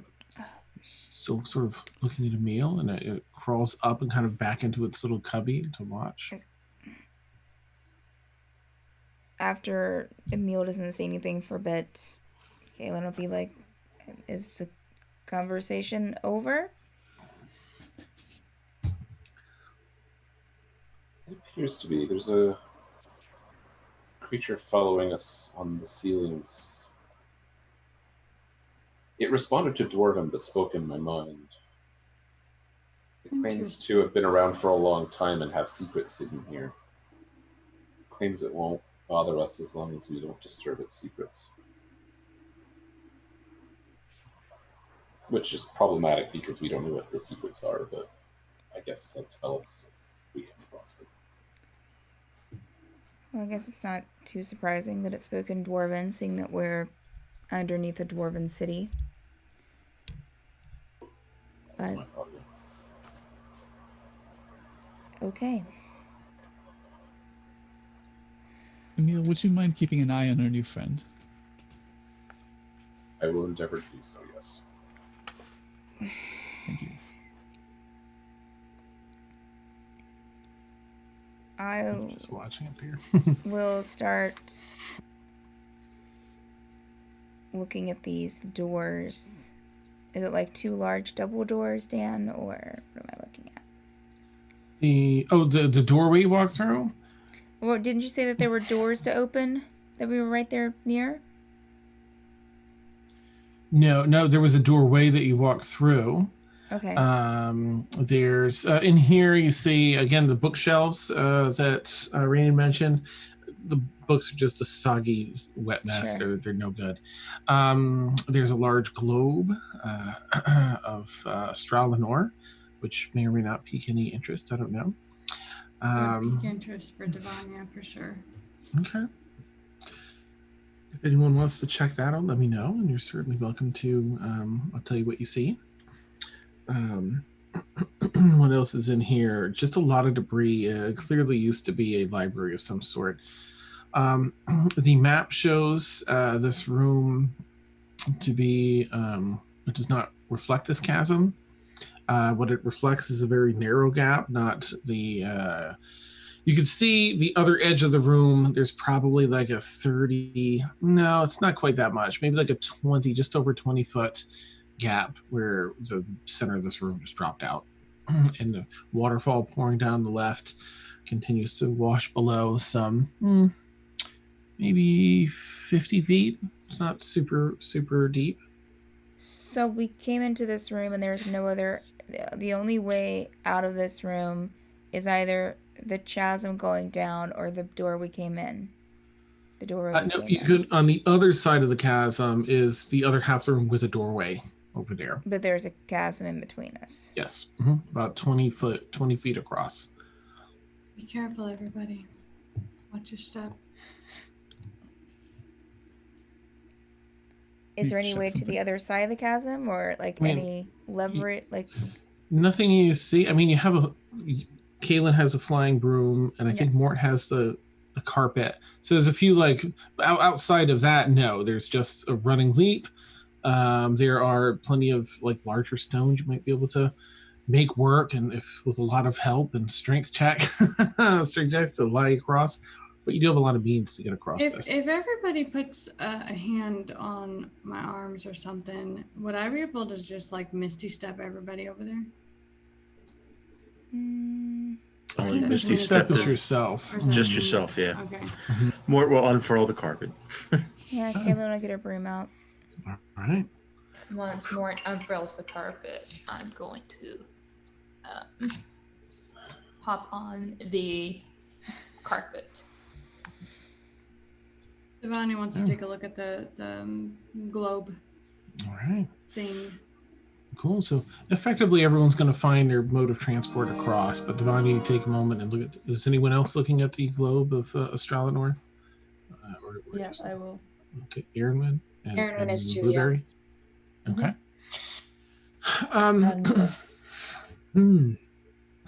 The three of you, as you head over to this globe, you actually see that it's almost like a puzzle where all these little pieces have been added to it. So it wasn't a known configuration of land and water, but instead something that's been pieced together with information over time.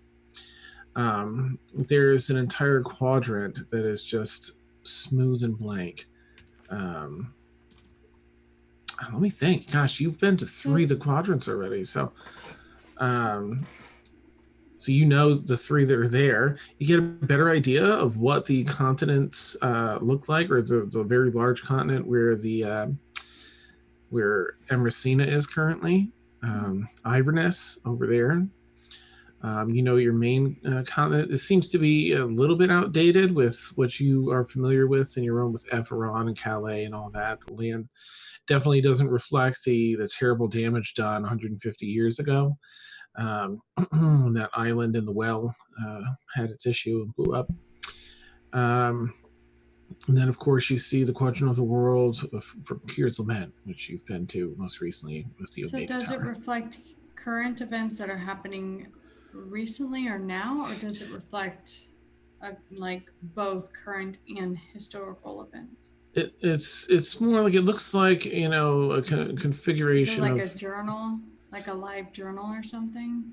No, it seems to be something that they just put together. Hey, Shut don't up, laugh. Shut up. Don't laugh. Shut up, Ed. That would be great. Because, like, I was mean, just thinking if- about livejournal.com. Oh, nice. That's awesome. No, this I love you, Ed. This seems to just be a globe where they've put the land masses and water bodies of water together, and it looks like it might be outdated by at least 150 years because some things are missing that have happened in the past 150 years or so. Okay, so it's like somebody was trying to update it, but then like died. Yeah. 150 years ago. Nice. Can I make an Arcana check? Yeah, sure. And then Take that, floor. Yeah. that was a complete accident, by the way. I was not rolling at that time. It just fell out of my hand. Oh, that's awesome. Okay. Arcana. So 1, 2, 3, 4, 5. I got a 15. Oh, okay. You Sorry. sense the magic coming from within the globe. Was it anything that I would recognize, or is it like old? With Arcana, it's just sort of like whether you sense them. In this case, sense magic or not, since you can't see it or anything. You just know there's something. Like the globe isn't magic, but within it, there's something that is. So, question. Okay, so I'm getting like that one Disney Channel movie vibe. So is it a globe that I can walk up to and touch the areas and see different things, or not? I mean, is it a globe that just has the map inside of it, and then it's just like, it is what it is? I mean, well, looking at it, it appears to be, maybe the size of one of those big ass beach balls, right? A little larger than that. And it has that shape, and you can go up and you can touch the land masses. You can pull off the little land masses because you see that they've all been kind of put into place and crafted to sit nice but be removable. And you can spin it around if you wanted because it's on an axis. Would I be able to add any memories to it? You don't get the idea that there's anything that you could. It seems to just be a physical thing. There's nothing magic about the globe itself. Okay. But somewhere inside it, there is, in fact, something magical. I'm trying to make it into this movie. What is that? The Treasure Planet.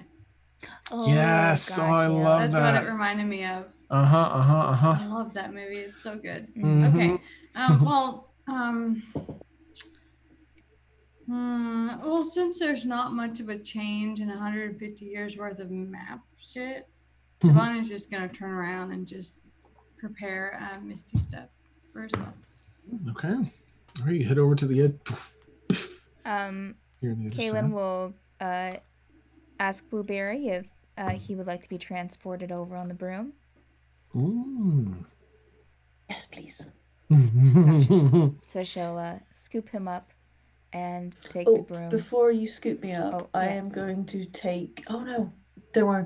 Beth has this. Blueberry doesn't. Never mind. Carry on. Got it. Okay. Okay. And we'll fly over to their side, and then when she gets to their side, she will command the broom to go back over to get someone else. Okay. So you start teleporting people. Aaron, I think, is the only one that is doing something other than being ready to move over. Do you have anything you want to do with the globe, Aaron? Oh, no, she was just looking it over like, oh, okay, that's cool. And then if question. she sees that everybody's flying, she'll out the wings and nice. Stretch her wings and fly. So, Steph, the puzzle is that we can't have Blueberry and the sausages on the same side at the same time, right? Right. Aaron, thank you for reminding me. I should have used my freaking wings. Oops. Okay, quick question. Yeah. That's what the carpet's for. The globe is on what side of the chasm? The globe, that's on the side that you initially came in on. Okay. And Emil is still on this side of the chasm? Sure, if we need me to be. Yeah, okay. So we all heard the conversation he kind of had. He told us about he's here guarding secrets and stuff like that, right? So Mortal asked Emil to ask the Nothic, is the globe one of his secrets? Sure, I can do that. I'll relay that question. I kind of scours over the globe and back up. No. Old secret. This I have no use for. Well, it's apparently not his, so Okay. it's all yours if you want it. Before I head over, I will take 10 minutes, 15 minutes, 14 minutes to ritually cast Identify on the globe. Okay, right? That's all items within. It's just a globe. Nice. Let's see. All right, so you set up your ritual, your candles and all that, and begin casting this spell. I'm just double checking. I'm pretty sure that it lets you know what items, like everything that's within it as well. I'm just gonna check. When we got over to the other side, Kaylin, You I learn gave you its some properties strawberries and out of my never-ending treat bag. Something fell out of your never-ending treat bag? No, I gave you strawberries out of my never-ending treat bag. Thank you. She'll Something eat it. fell out of your never-ending treat bag. I'll mute myself. Item assigned to you, magic. You learn its properties. Yeah. You learn its properties and how to use them, and whether it requires attunement to use, and how many charges it has, if any. You learn what spells are affecting the item, and what they are, and if the item was created using magic, you learn what created the item. What spell created it, I should say. Okay. So I'll say that as you're preparing to do this, you also recognize that while this globe is mundane, somewhere within it is something magical. So, given your experience, you would probably know that the Identify would find nothing on the globe. You actually need to find whatever is within it that is magical and cast it on that.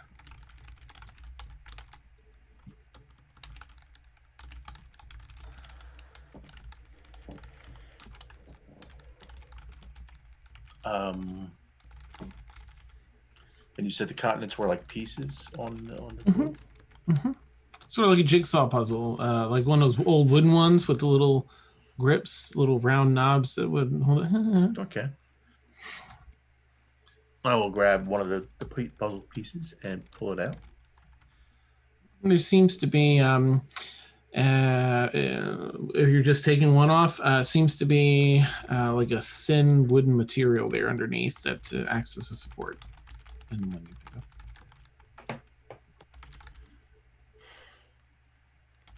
are you just taking one off, or are you doing several?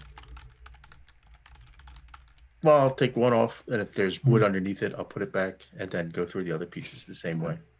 As you go through, you eventually find some spots in that wooden panel beneath that are open. You see a little tiny open section beneath one puzzle, like the adjacent ones might reveal more of that opening. Okay, so I'll do that, as you know, and see if I can get to the full extent of the opening. Cool. All right, you do. And within, you see, sitting on a stand that seems to be relatively well balanced within the globe, there is an old lantern, like an oil lantern. Not like genie lantern, but like one that like a hooded lantern. With 3 cards in it. No, just kidding. Don't you F with that stand here. All right, let me just see if I have anything to. Besides Identify, I'm going to have to touch it to identify it, I believe.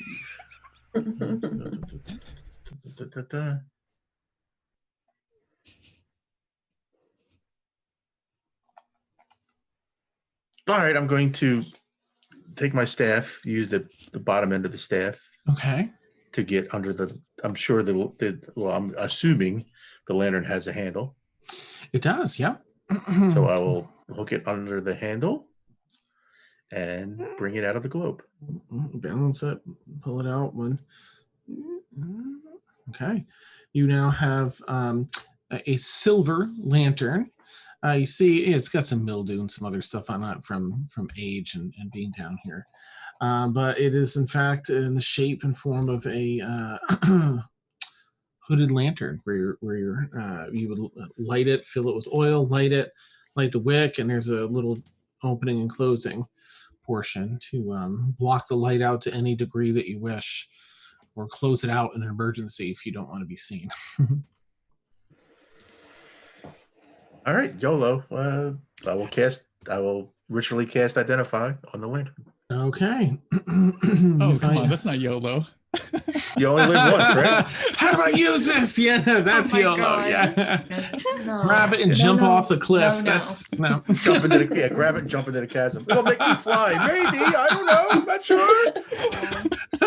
Wow. That's amazing. You find yourself with a lantern of revealing. Wondrous item. While lit, this hooded lantern burns for 6 hours on 1 pint of oil, shedding bright light in a 30-foot radius and dim light for an additional 30 feet, blah, blah, blah. But invisible creatures and objects are visible as long as they're in the lantern's bright light. You can use an action to lower the hood, reducing the dim light to a 5-foot radius. So you have like a walking invisibility radar detector. Lamp. Regrets. Fuck. And God damn it. Before the spell drops, do I sense anything one more time? Let's see, within 30 feet? No. So it's just basically Aga and the sword that. Mm-hmm. Okay. I will hold up the lantern and look in the direction that Emil was talking. Like over the doorway? Yeah. Okay, yeah, you shine the light up there, and you don't spot anything. Of course, Emil can still, if he's still over here, oh yeah, he's over here, right, I think, knows that the he moved? Creature, moved back into one of the hiding that's up spots. to Emil to tell me that, if he sees me do that. Well, I mean, if we're going to communicate what you're doing, I can point out the creature to you, yeah. And yeah, as a general courtesy, I think I would put the lantern in that direction and let the creature know that I can see him now, and just sort of give him a nod that. Also, please don't point the lantern at me just in case, because I do have my robe of eyes on. I don't want to be blind. Oh, okay. Yeah, who knows? Worlds collide. So you're going to reveal the Nothic with the light? Yeah, does it show it to me or does it show it to everybody? Oh, it'll be revealed to everybody. And Yes. You know that from your Identify. And somebody else might recognize what it is, because I don't think Emil would have any idea. Do you converse with it first, or do you reveal it first? Well, I can't speak Dwarven, but you know what? I have this language called Undercommon. Okay. I'll try speaking to it in that. And ask him, is it okay if I shine the light on him? It looks around at you, sort of looking in the general area. Or Emil would at least see the eye rolling around and focusing. And in your head, Mort, in Undercommon, you hear a very firm no. Okay. I will respect his wishes. Neat. It does share with you, though.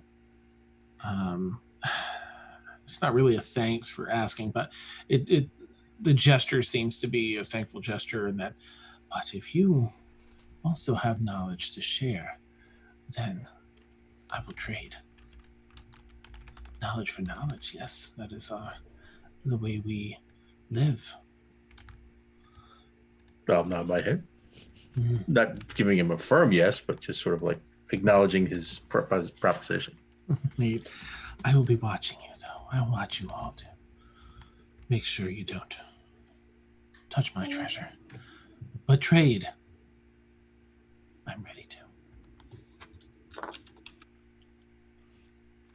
All right, so that's good. That's about all the interesting items on this side of the chasm, right?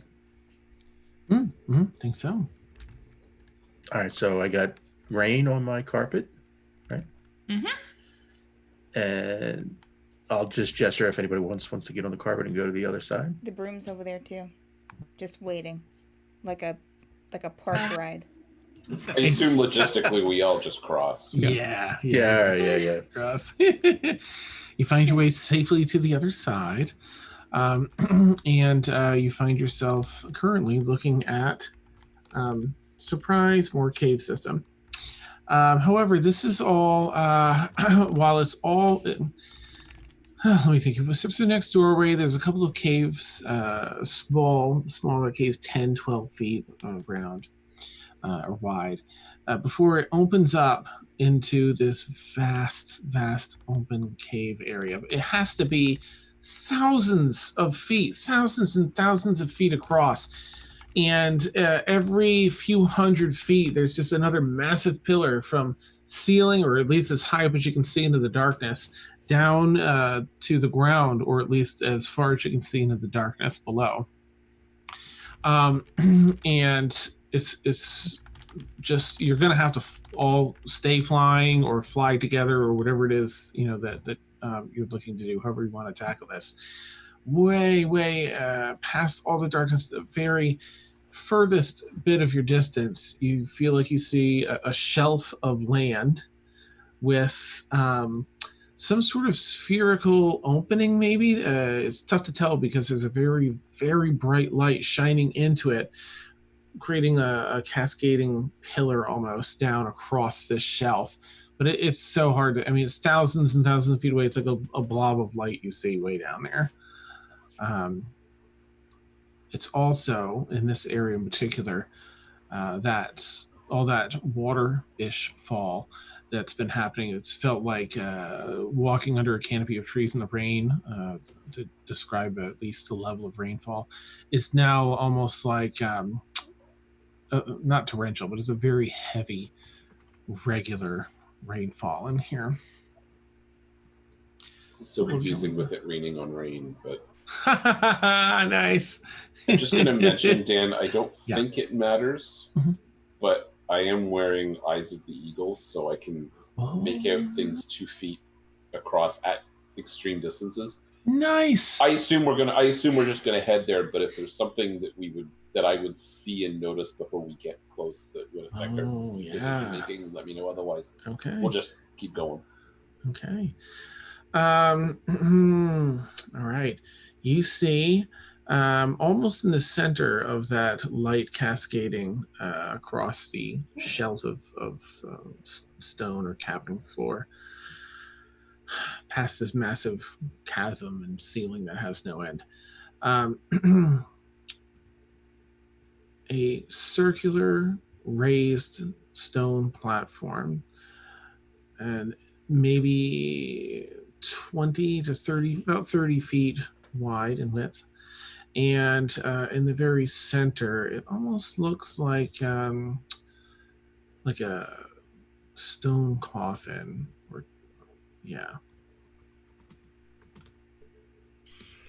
Oh boy. Okay. I'll relay that to the group. I'm also gonna, I don't want to say hey, I'm just looking at this, because I'm obviously trying to keep an eye on the Nothic as well. So, but I'll point out that there's a coffin out there, because a coffin is kind of an alarming thing. And you catch the Nothic every so often too, sort of trailing him out, but mostly staying pretty far out of eyesight in the darkness when it can.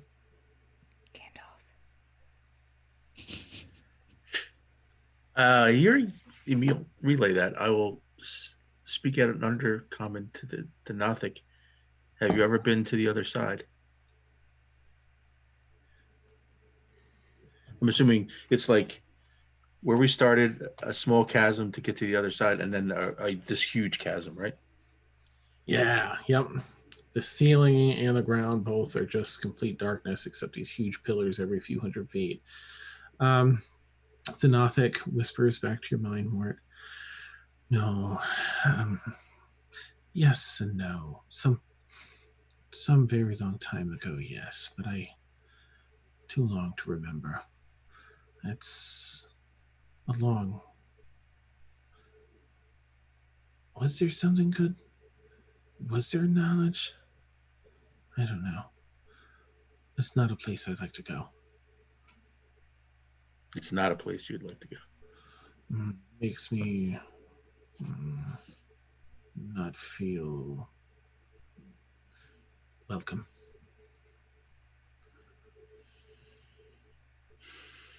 I will relay what he said to everyone.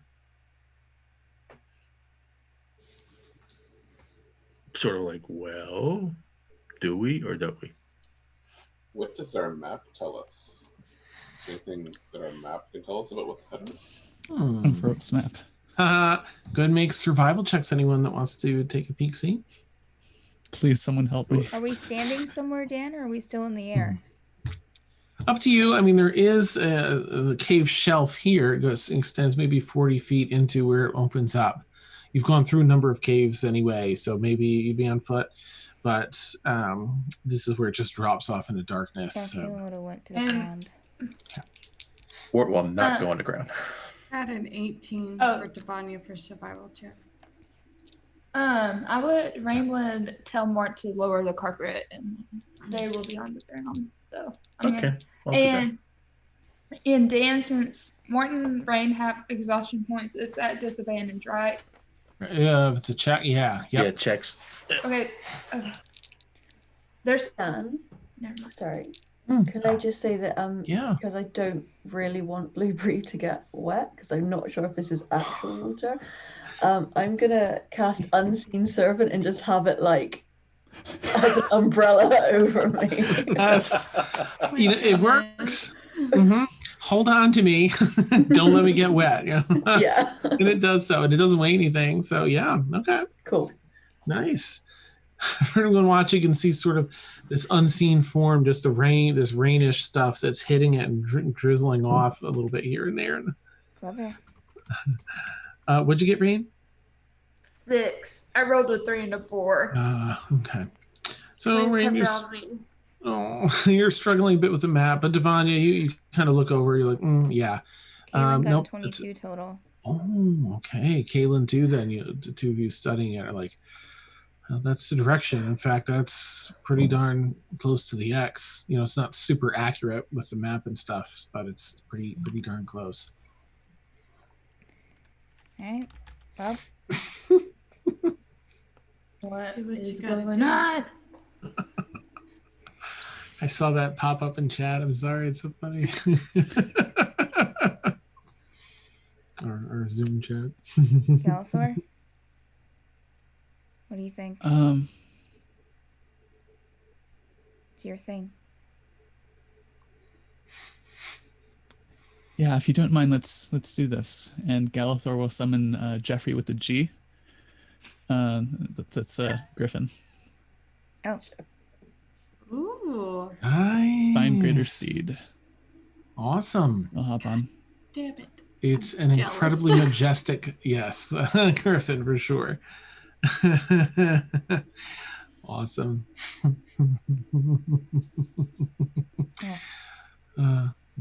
Has he called the Griffin before in front of us, Ed?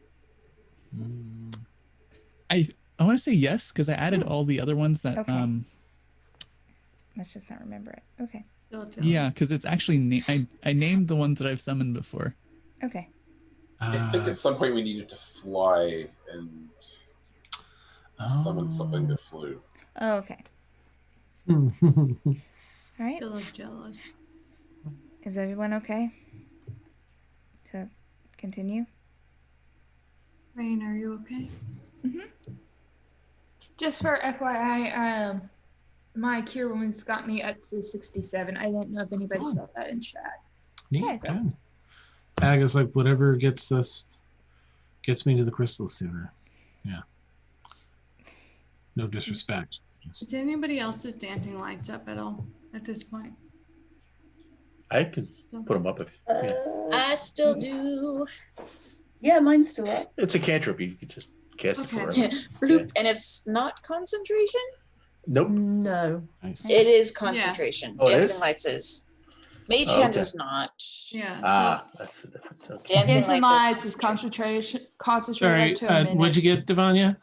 I mean, I'll just say if anybody wants a break from Dancing Lights, she can cast Dancing Lights. So You sort out logistics for spells. Ag is like, I can't fly. I'm gonna need. I look at Ag on the other side of the chasm. Nice. Yeah. Oh, nice sorry. Oops. Yeah. So sorry. That's awesome. Just fly away and leave Aga standing I mean, there. I've already Misty Step before, like Amazing, Caitlin. yeah. So it's just like So tempted to go the what? No fly? Awesome. All right, I'll scoot Maybe back. he does have it. Yeah, I'll scoot back, get him, bring him over. Thank you. aw, Hops more up being on the so carpet. nice. And then offer Rain, give Rain a hands up on the carpet if she wants it. I accept. Okay. So that's 3 on the carpet.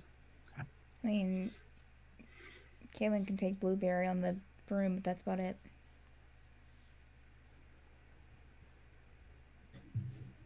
Just think the unseen servant and all the silliness. That's sorry. I don't usually get to see Zoom chat, but it pops up on this. Okay. Emil. Now there are sides to the wall, so if you, technically you wanted to take the super long ass route, you could walk along the wall on the side all the way down there. But if you have means to zip over, like bats or something, then. I mean, how far away would I be from the group if I was walking on the wall? Because that seems like the most comfortable. It's a pretty wide room. It's probably, what would that be?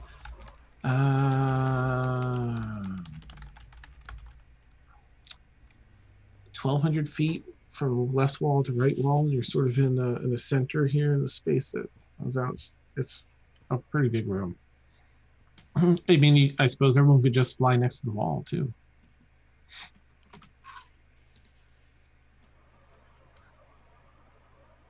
It's fine. I might as well just do Swarm of Bats for this then. Ooh. Hey, nice. Everybody's got their own airline going here. Mhm. Very nice. For anyone Except that's for there Aga. sees. Yeah, Aga's so Except like for jelly at that. He's like, you turn into hundreds of bats or whatever. And start flying. I think that's everyone, right? Blueberry is like, this on a broom. That's an unseen servant on his back. I was going to say, doesn't Aga have a nightmare steed? A steed? A steed doesn't get you across the. Well, Does he nightmares fly? fly. Nightmares fly. Oh, okay. Nightmare steeds Yeah, that's fly. true. He does. Oh, I wonder if he's gonna Manifested here. Or is that flexing Come too on, much? it's Aga. He attempts to summon it and it does not appear. And this isn't to make this work. That's a separate thing that's happening right now. Oh, It's so interesting. great that you mentioned that. Thank you. Okay, so when if you he's watch not able, Aggie. if he's not able to summon his, can I summon mine? Yeah, if you want to, My arcane steed? yeah, give it a shot if you want. Sandra. No, that's the Pegasus. Karen? Yes. Because for some reason I have 2 horses that can fly. Nice. Did you bring your Pegasus with you on the journey? I don't think. Well, it wouldn't have fit through that No. narrow it would thing. not have. So, but I do have a separate arcane steed who has many names. I think one of them is Jonathan. Ooh, okay. That Why you Jonathan? you gave You me. get to ride Jonathan. Nice. Oh, you're John. Sorry, I had to. Sorry. Nice. So does my arcane steed? Yeah, if you want to cast it, we can give it a shot, see what happens. Well, okay, yeah. I mean, it's just a summon that you gave me when I created this character. Oh, okay, yeah. Boop, boop, boop, it appears. You get it, Art. Fuck, Devon is jealous of all Hello, Gregory. steeds. Someone want With to that ride blue my horse? arcane, yeah, that horse. pops up, nuzzles a little bit. If no one's gonna jump on his back, then I will. I guess just I'll more frustrated, like, I'll save my wings. Be like, Eka, come on. Raises up a hand and hops up with you. Okay, do you all begin heading across then? Okay, one, as you're preparing, you're getting up on your steeds and such. There's another large tremble to the ground, a little lot larger than before. And you begin flying across. So at flying speed, it's far. It's really far. As soon as you start going across this room, you realize the true depths of space here. And you're probably going to be flying for almost like 1,000 feet, 30 feet is every 6 seconds. It's a few thousand feet. It's several thousand feet. As you're getting in here, you're like, wow, it's tough to gauge that much distance. You're going to be here for several minutes. All right. Probably 9-10 minutes. As we're going, Mort's going to do what nobody ever thinks to do. He's going to look up. Nice. So, is anyone else looking around as you go across? Mort, you're looking up. While Mart's looking up, Rand's looking down. Okay. There you go. Good team. Okay. The two of you, and Aga isn't there, so that's perfect. He's not on the cover, so there one. So the two of you, everyone's kind of looking around as you look up, Mort, and as you look down, Rain. This darkness it's captivating. It's this depth of absence of light that you've never seen. You've seen magical darkness. You've seen, many types of shadow and dark. Nothing quite like this.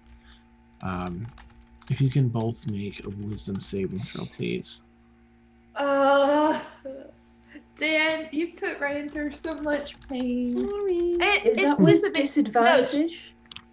What's there that? exhaustion? No, it's...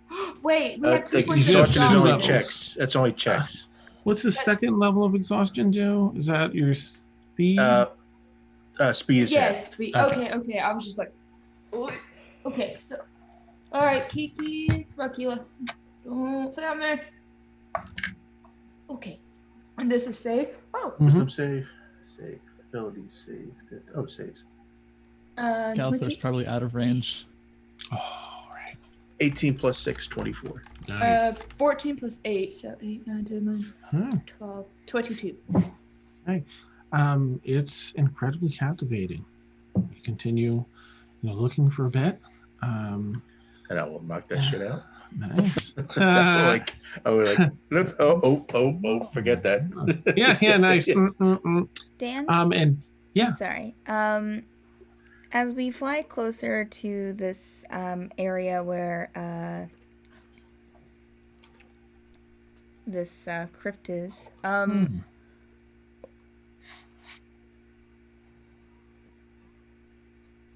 now to be let me just make this certain first. So do we know that there's like a crypt over there? Who was it that saw that told us? Oh, it was Emil. Okay, so yeah, as we're flying closer towards it, Kaylin's going to say under her breath, which I'm guessing probably Blueberry will hear since Blueberry's probably like right there. Do you know anything about this? Asking, thinking about.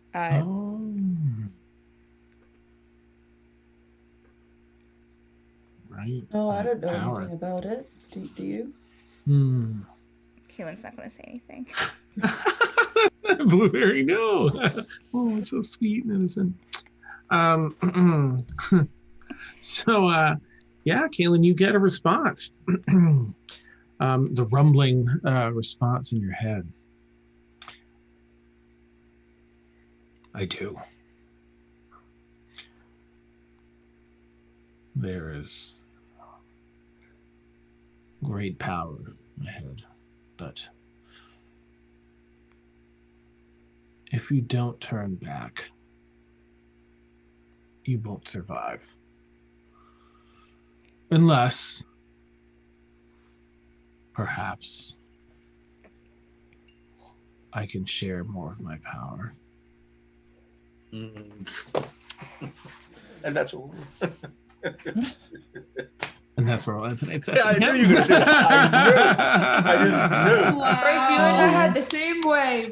Mike, that's where it's going to end. Whee! Gosh, I didn't even realize Rob that it was was here. after midnight. I wish it's like 7 minutes after midnight. It's Hey, not oh, that yeah. bad. I mean, it's better than ending like 30 minutes after midnight. Yeah. In fact, on that note, let me wrap up and knock out our ending here because we have giveaways. Okay. Yep. So It's I'm giveaway gonna time. Giveaway time. Where am I? I have the for the 500 bits. I have that randomizer ready, Dan. Oh, please then. Yeah, go for it. Hang on. On top of it. So On this is top of for the raffle where that folks, everyone that was putting their 500 bits in got a ticket every time they did so. And so some may have, they definitely have more than others, but it's random. Roll that beautiful bean footage, Steph. Drum roll. All right, this is going off of everyone that did 500 bits. And each time that you did 500 bits, your name went in another, for another time. And the winner is Old School RPG. Wow, he's on fire. On fire. You are on fire. You killed it, Old School. Wow. They're super lucky. Nice. And it's great because he lives like not too long from me. The luckiest. Oh wait, Oh, Old School right. RPG's an Okie? Yes, he's an know that. Nice. I actually got to meet him the other day. That Shout is so out. cool. Like, he is so awesome. And it was They kind need of to funny. come around the. Great. Oh, sorry. I'm going to pause. You're Sorry, good. gang. I just want to You're make good. sure that everyone's able to get to bed. So we have another giveaway because we hit our $600 mark raised, right? And this one I have My over brain on cannot keep up. one. And this is the either an illustrated a map by Victoria, right? Or a what from you, Steph? Full body, full color character illustration. So Nice. Okay. I'm drum rolling. All right. This one goes. This is everyone that was active in chat today, and that's gonna be. Yes, I am. Hi. And this goes to. This goes to Night. All right. congrats. Oh, very appropriate. Night. Yay! Congratulations. Ooh, amazing. Oh, thank you all so much. You're so incredible. Really, I can't say it enough. The warmth, the giving, even outside of this, I just love having you all here every week, players and viewers and everyone that's just so supportive in all this. I'm so excited to get this all knocked out and have a computer and not put so much stress on poor Vic and poor Steph. And oh my gosh, there's so many amazing things coming down the line on the heels of this too. I can't wait to share it all, but I have to wait. I have to one thing at a time. Okay, so thank you again so much, everyone, for being here. Players, amazing as always. Thank you so much. Do we want to go over our schedule, Dan, for the next 2 days? Yes, that's a great idea. I'm going to very Can I do quickly. my announcement stuff after the schedule? Yes, Shut up. perfect. All right. I just want to also get a raid prepared. I saw that Felicia was.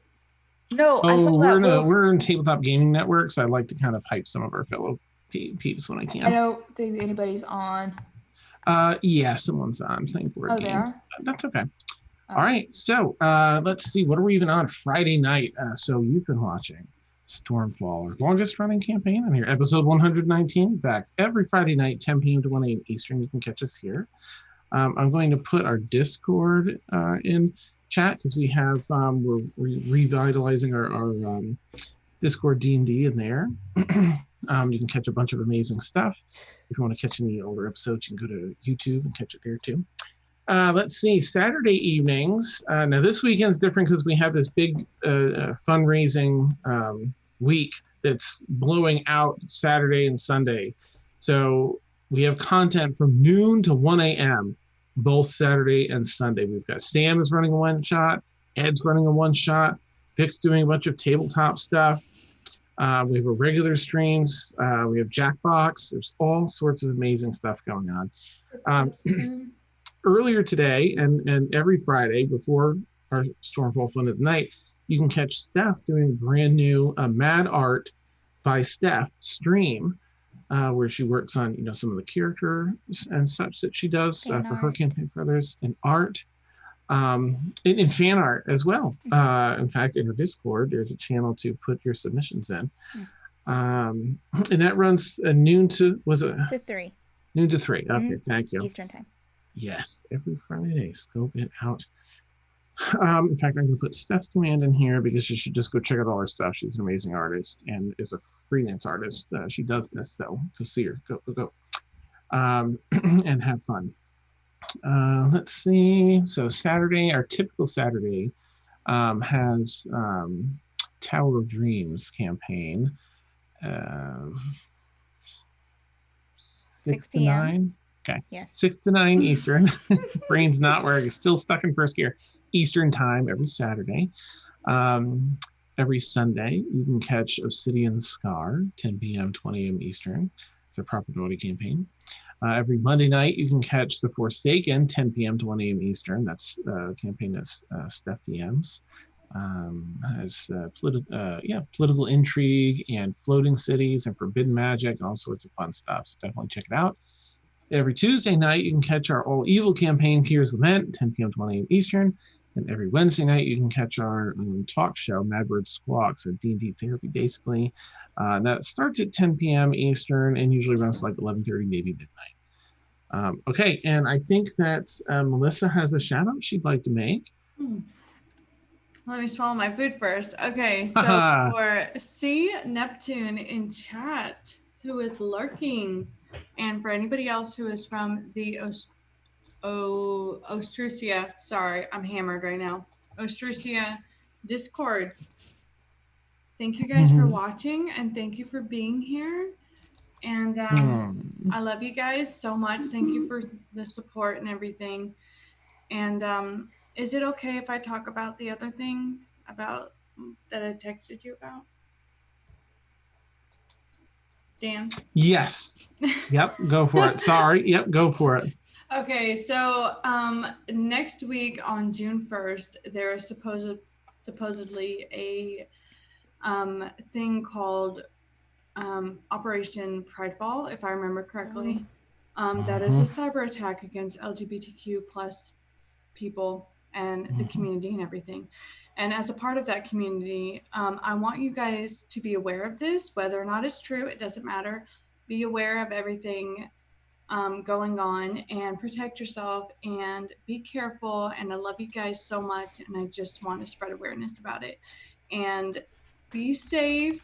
And I love you guys, especially for Pride Month. Yes. Okay. So there are people in our Mad Bird fam community that are also part of the LGBTQ plus community. So I just want to spread awareness. Be safe. Be careful. I love you guys. Hearts. With that beautiful note, we'll wrap up for the night. I'm gonna raid. Playing board games is in our stream team. Am I the first one running a game tomorrow? Yes, you are. Can I announce the title of that? Go for it. Yes. So this will be a one-shot taking place in the Avatar: The Last Airbender universe, and I am calling it Avatar: The Humble Spirit. Nice. Yes. So be there or be at noon Eastern. So hopefully you'll enjoy it. Oh, I can't wait. Finishing the last of the character details right now. You've got to say so much. Oh my gosh. Thank you for running this. Please, check us out tomorrow for that. It's going to be fun. Thank you all so much. I hope you all have a great night. Take care. Love you guys. Be safe. Bye. Bye.